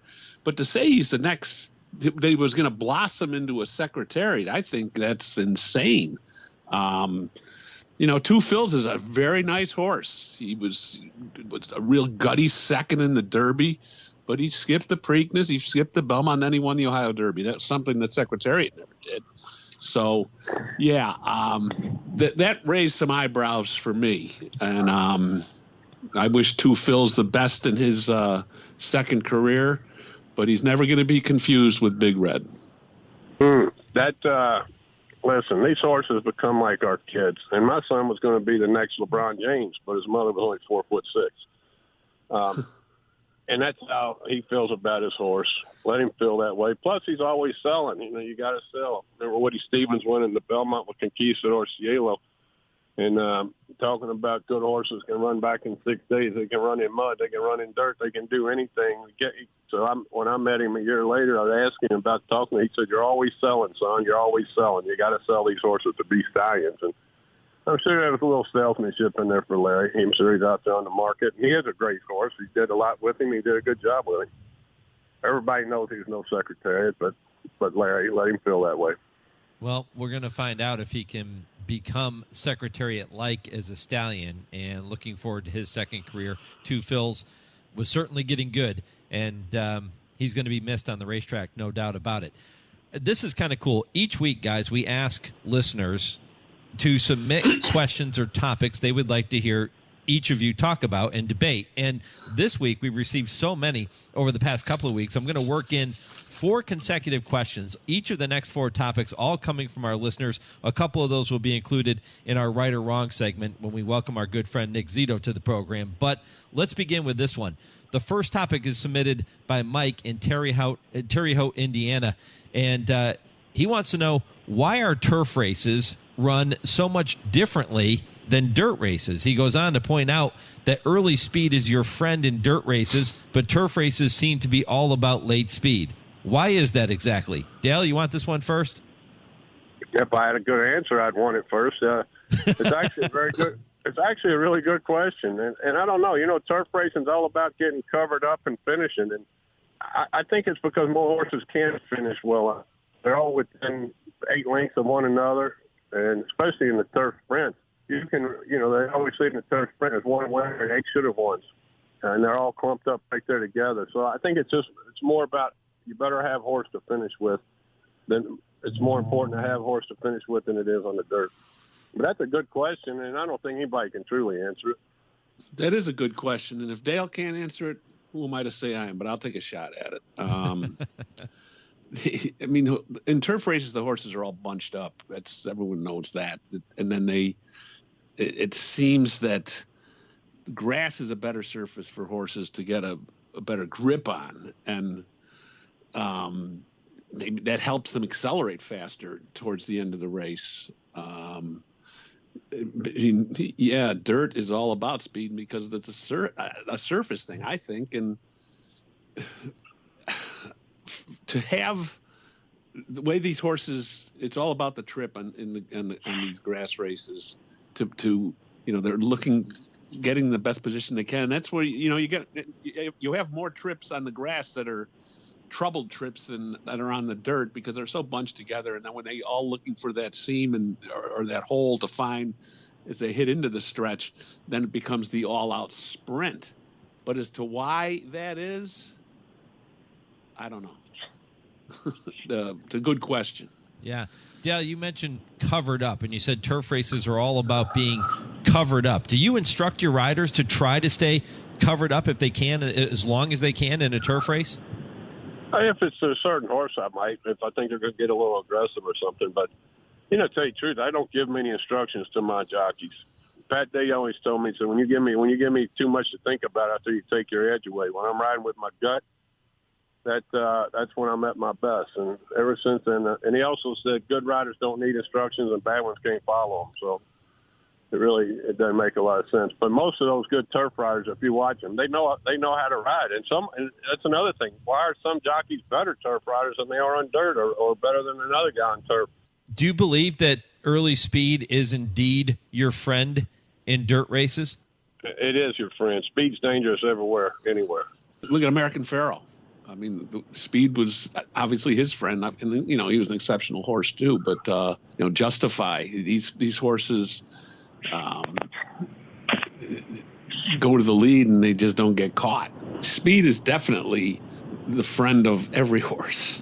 Yeah, speed is dangerous no matter it's on the turf or on the dirt. Mike, we appreciate that question. Keep them coming. If you have a question you want to hear Dale and Tim talk about, all you have to do is email it to me, Mike@horseracingradio.net. We will get it worked in. Our next 3 questions all come from Tom in St. Louis, who wants to know, with Saratoga and Del Mar right around the corner, do trainers prefer a boutique meet such as Saratoga, Del Mar, or Keeneland over a longer meet such as, say, Fairgrounds or Oaklawn? And do trainers prepare differently for a boutique meet as opposed to a longer race meet?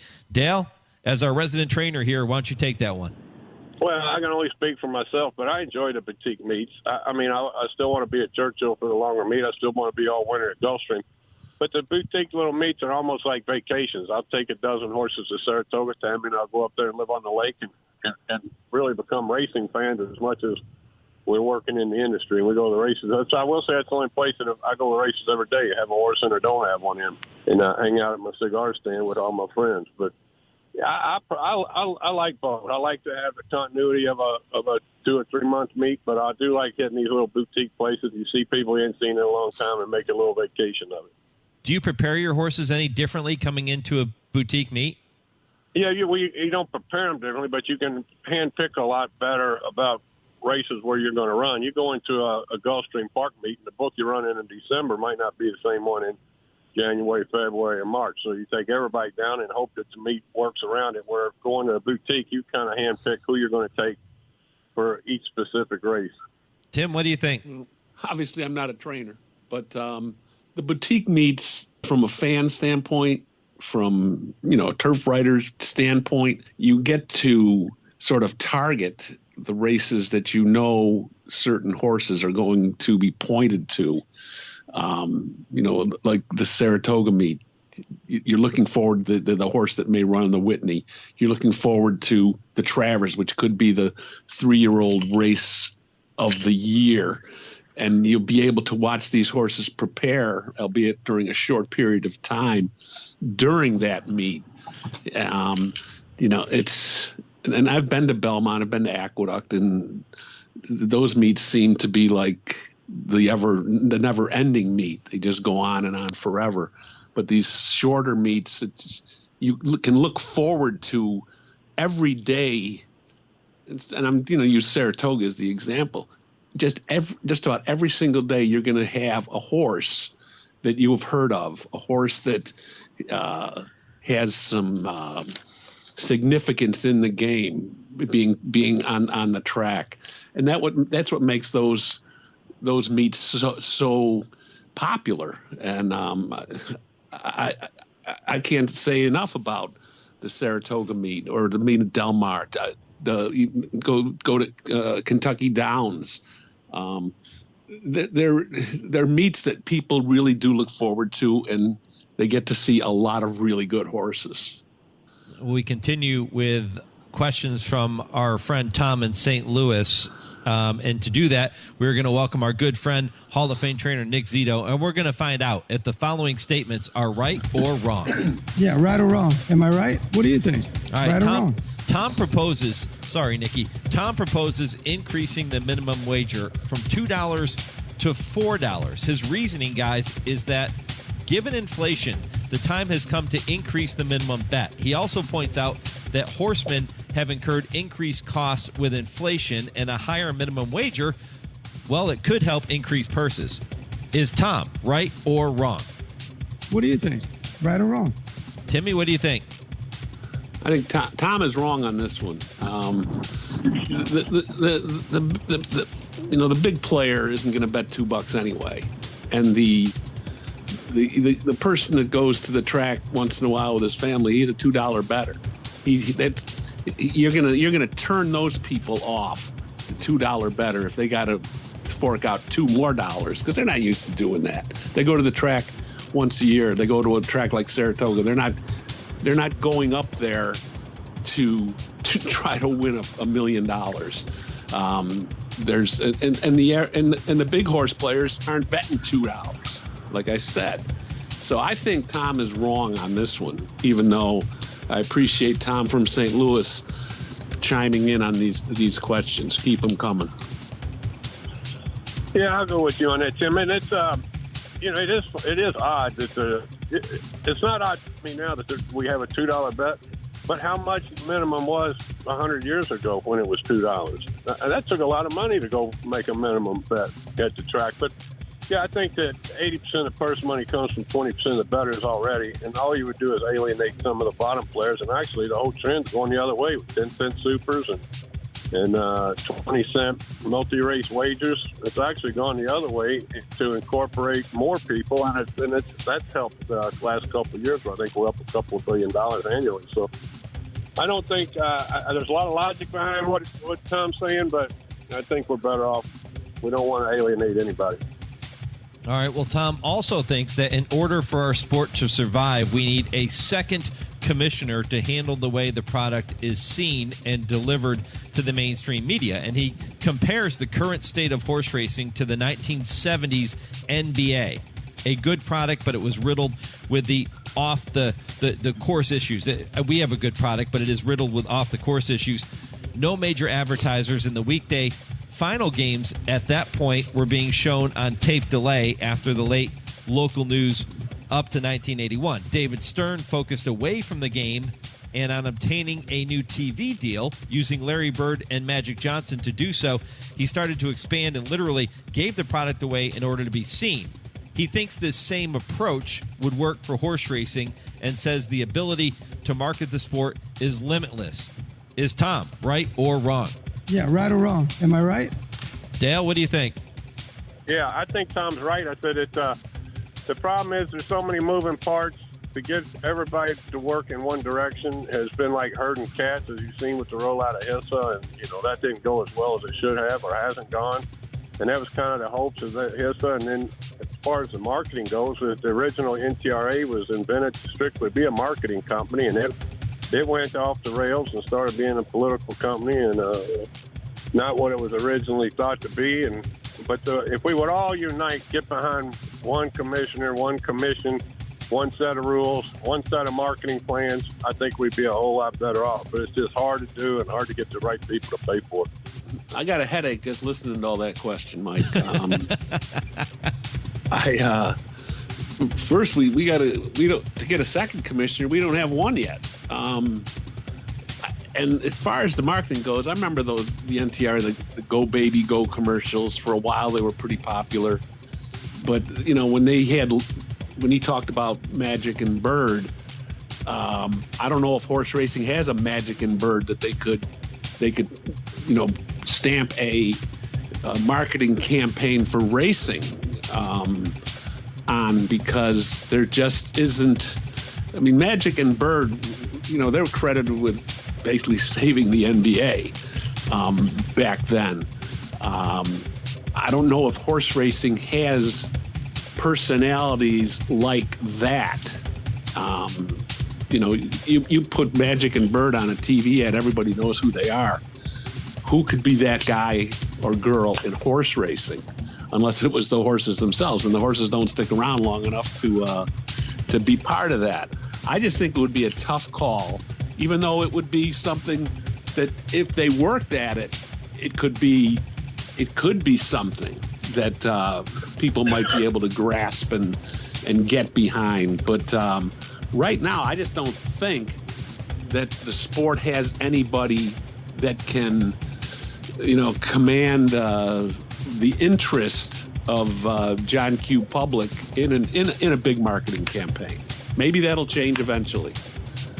Maybe Dale Romans and I should do it. I'm a huge fan of promoting the human stars of thoroughbred racing, but it does become difficult. It's not like golf where you have one tournament a week, Thursday through Sunday, or like the NBA, for example. I know they're playing every night, but those games are attracting a lot of attention. I don't know. I think that you can find a way to build human athletes up, the jockeys in the game, the trainers in the game, and get them out there with a national campaign and get people to gravitate toward them. I think there's enough character in our sport to be able to do that. But, it's an interesting comparison to be made, though. And I think that Tom brings up some good points there. And, Tom, we do appreciate it. And, again, keep those questions coming. We do have another one in the queue, but we're going to save that one for next week. It comes from Craig. We'll get to that next week. And if you have a question, simply email it to us, mike@horseracingradio.net, and we will get those worked in for you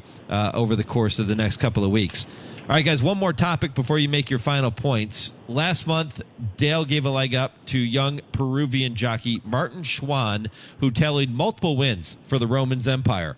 Schwann isn't exactly a household name, but neither was trainer Jenna Antonucci until she made history in the Belmont Stakes. So I ask you, which talented young jockeys that may be relatively unknown at this point get your votes to eventually become a household name? Tim, what do you think? That's a tough word, household name, because that's loaded. You don't have. I mean, there's a handful of guys that are riding now that are at the top tier that you would say are household names, like a Javier Castellano, a Johnny Velasquez, an Irad Ortiz, a Mike Smith. But to say, that the younger generation, the guys and gals that are trying to get to that level, I mean, there are some talented young riders. I'm going to throw out Kazushi Kimura, who has won a pair of Sovereign Awards in Canada. He won the Eclipse Award as the top apprentice in 2019, and he's been the leading rider at Woodbine the last 2 years, and he's the leading rider this year. And he made a little bit of a splash on the national scene when he rode Mandarin Hero in the Derby. I think him and Jose Gomez, who won the Eclipse for the top apprentice last year. I mean, it remains to be seen what he'll do because, for all the apprentice riders that we've had that won the Eclipse, like the Steve Cawthons and the Kenta Sormos of the world, Richard Migliori, they've gone on to do some big things. For all of those, there might be 3 more that haven't done anything. So it remains to be seen what Jose Gomez can do. But I would throw his name out there for right now because he's the most recent Eclipse apprentice winner. Him and Kimura would be my 2. Yeah, I'm going to stick with my man, Martin Schwann. Those are great guys you're talking about, too, with great futures in front of them. But Martin Schwann, I talked about him on the show before. He's the king of South America. He's a young kid, sharp as a tack, good family man. And he's already won 3 now up here, and he's only been here less than a month and getting to know people and riding some races. But I don't know if it'd be a household name, but he's going to be a name that you'll be surprised if he's not riding in a big race. You'll say, why isn't Martin riding this race? He's a good jock and going on to get with the biggest names in the game. A couple of weeks ago, we talked about which young jockey might be more likely to break Russell Bays' all-time win record, if that record is ever going to be broken. And, Dale, you brought up the point. Maybe it's a jockey that just won his very first race at some racetrack across America this past weekend. And, who knows? It could be somebody like a Martin Schwann, for example, or somebody along those lines, or the names that Timmy mentioned that are just getting started with these careers that all of a sudden catch fire, and who knows where that career ends up, and that's kind of fun to watch. It is. A lot of good young people in this game. Yep. Well, all the best to Martin. No one's breaking Bays' record. I'm saying that right now. Ever. Yeah. It's going to be hard to break. It's going to definitely be hard to break. One final point from Dale and Tim before we wrap up the show. This is the way we end every show. They get to give you a parting shot or some final thoughts of the week. Timmy, why don't you take this one first, my friend? Just going to wish well to retiring Edgar Prado, who did an awful lot for the game in his career. Most people remember him as the rider of the ill-fated Barbaro. Edgar's a class act, always accommodating to the media for the most part, and really a good rider. I wish him well in his retirement. One of my best friends, one of my closest friends in the game, won my first 2 grade 1s for me. Edgar's a great man and a great jockey. And my parting shot would be, listen, the Churchill meet comes to an end today, even if it finished at Ellis Park. We ended up with no more fatalities that I know of. Let's turn the page on a bad spot in Churchill Downs history. Amen to that. Dale Romans, Tim Wilkin, I ask, they answer. Guys, enjoy the weekend. Good luck at the races, and we'll do it all over again next week. Happy 4th of July. Happy 4th of July. If you have a topic you want to hear Dale and Tim debate, just do exactly what Tom and Mike did on this week's show and email that question to me, mike@horseracingradio.net, and we'll get those worked in for you in the weeks ahead. I Ask, They Answer is presented by the University of Louisville Equine Industry Program and the College of Business. I'll be back with more. This is the Equine Forum on the Horse Racing Radio. Hi, Tony. Hey, Matthew. There's a reason why Tony's Steaks and Seafood is my favorite restaurant. It's because I want to feel part of the family. Isn't that right, Tony? That's right. There's a saying on the wall that I truly believe in. There's always room for one more at our table. We just want you to be part of our family. And believe me, you will be. It's Tony's Steaks and Seafood right across from Triangle Park. Visit them at TonySteaksandSeafood.com.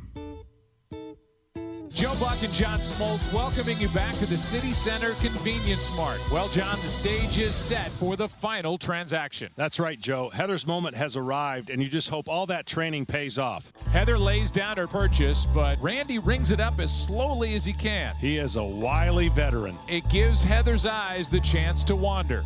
Uh-oh. Yep, she's looking at the cigarettes. There's nothing good back there. Quit now, and in 5 years, your odds of getting certain cancers drop 50%.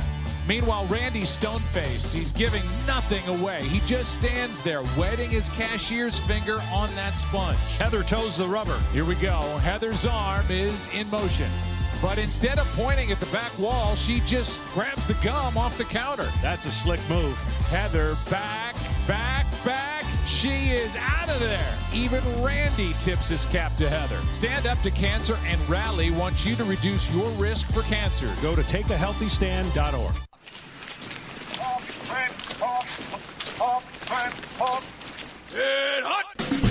My battle buddies and I attended the NHL Stadium Series at Yankee Stadium.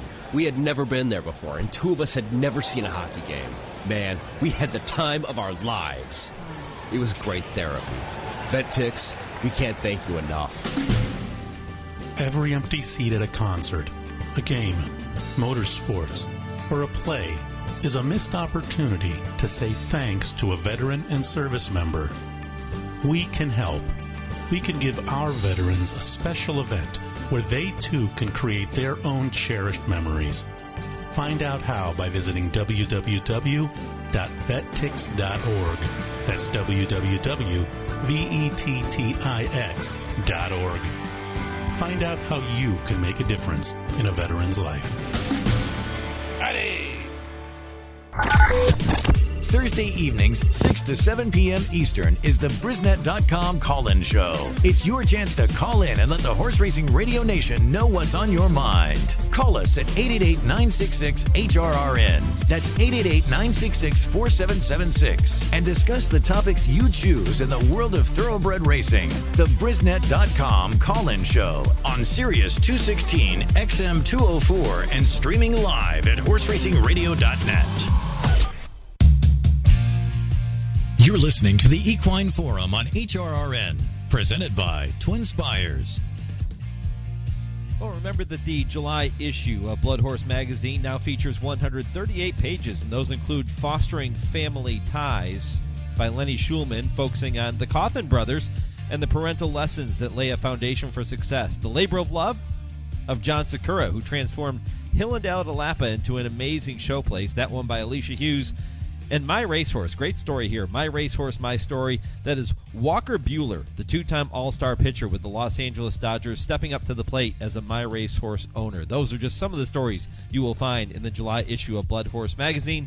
Download a copy of the July issue now from the Blood Horse Magazine tablet app via the App Store or Google Play, or subscribe today at bloodhorse.com/subscribe. Busy show. A lot of great racing action. I started the show by talking about 13 graded stakes races taking place across 5 racetracks later today. That's only today. And then you have more races tomorrow, and you know, the crescendo builds over the course of the next several weeks leading up to the Breeders' Cup World Championships, which, in case you're wondering about the Breeders' Cup, we are getting closer there too. Now just 125 days away. The Breeders' Cup returning to Santa Anita November 3rd and 4th.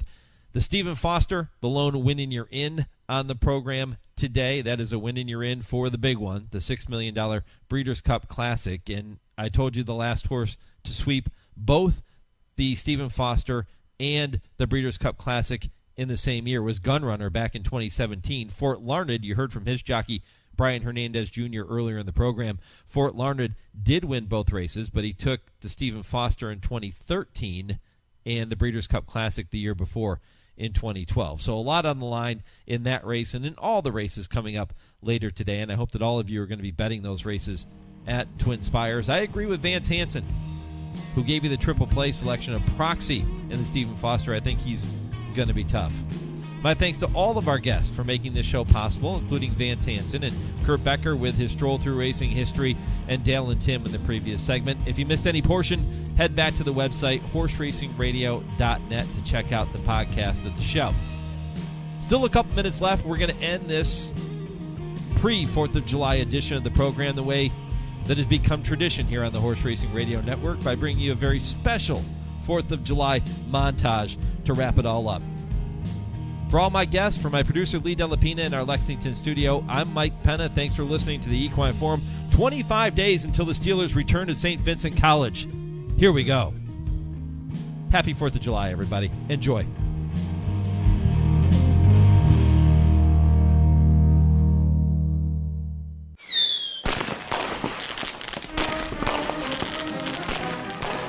Happy 4th of July! Happy 4th of July! Oh yeah, happy 4th of July. And here comes American Freedom, flying late, seas on the outside, American Freedom on the inside, Keeneland, American Freedom! Happy 4th of July. Happy 4th of July! Here's American Victory on the outside. American Victory's got the momentum. And United Freedom takes it over by a length and a half. Flag of Honor is on top. Here's PHA. It's going to have to come out to the outside. Not going to be enough to catch up with Flag of Honor. Flag of Honor, your race winner. It's going to be a great day for America. America, I love you. The flags of freedom fly.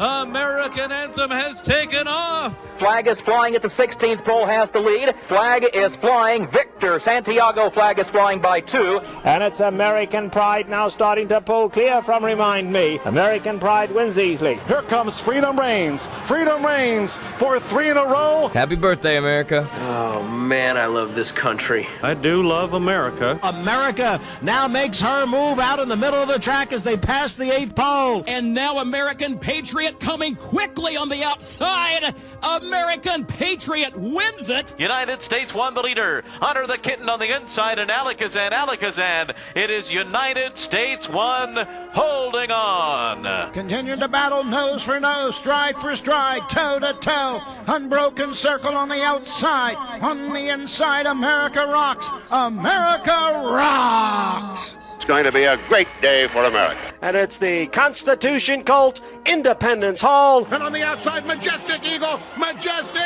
gets up. Freedom flag holding on narrowly. Arena Elvira, Freedom flag the winner. Stand back while I celebrate freedom. We love freedom. We love independence. It's freedom, baby, yeah! But look at the heart of American freedom. American freedom with a 16 to go. American freedom, Florent Giroux. American freedom is all heart. Patriotic and proud, just running right by the top 3 effortlessly. Today is America's birthday, the anniversary of the greatest thing that ever happened to the world.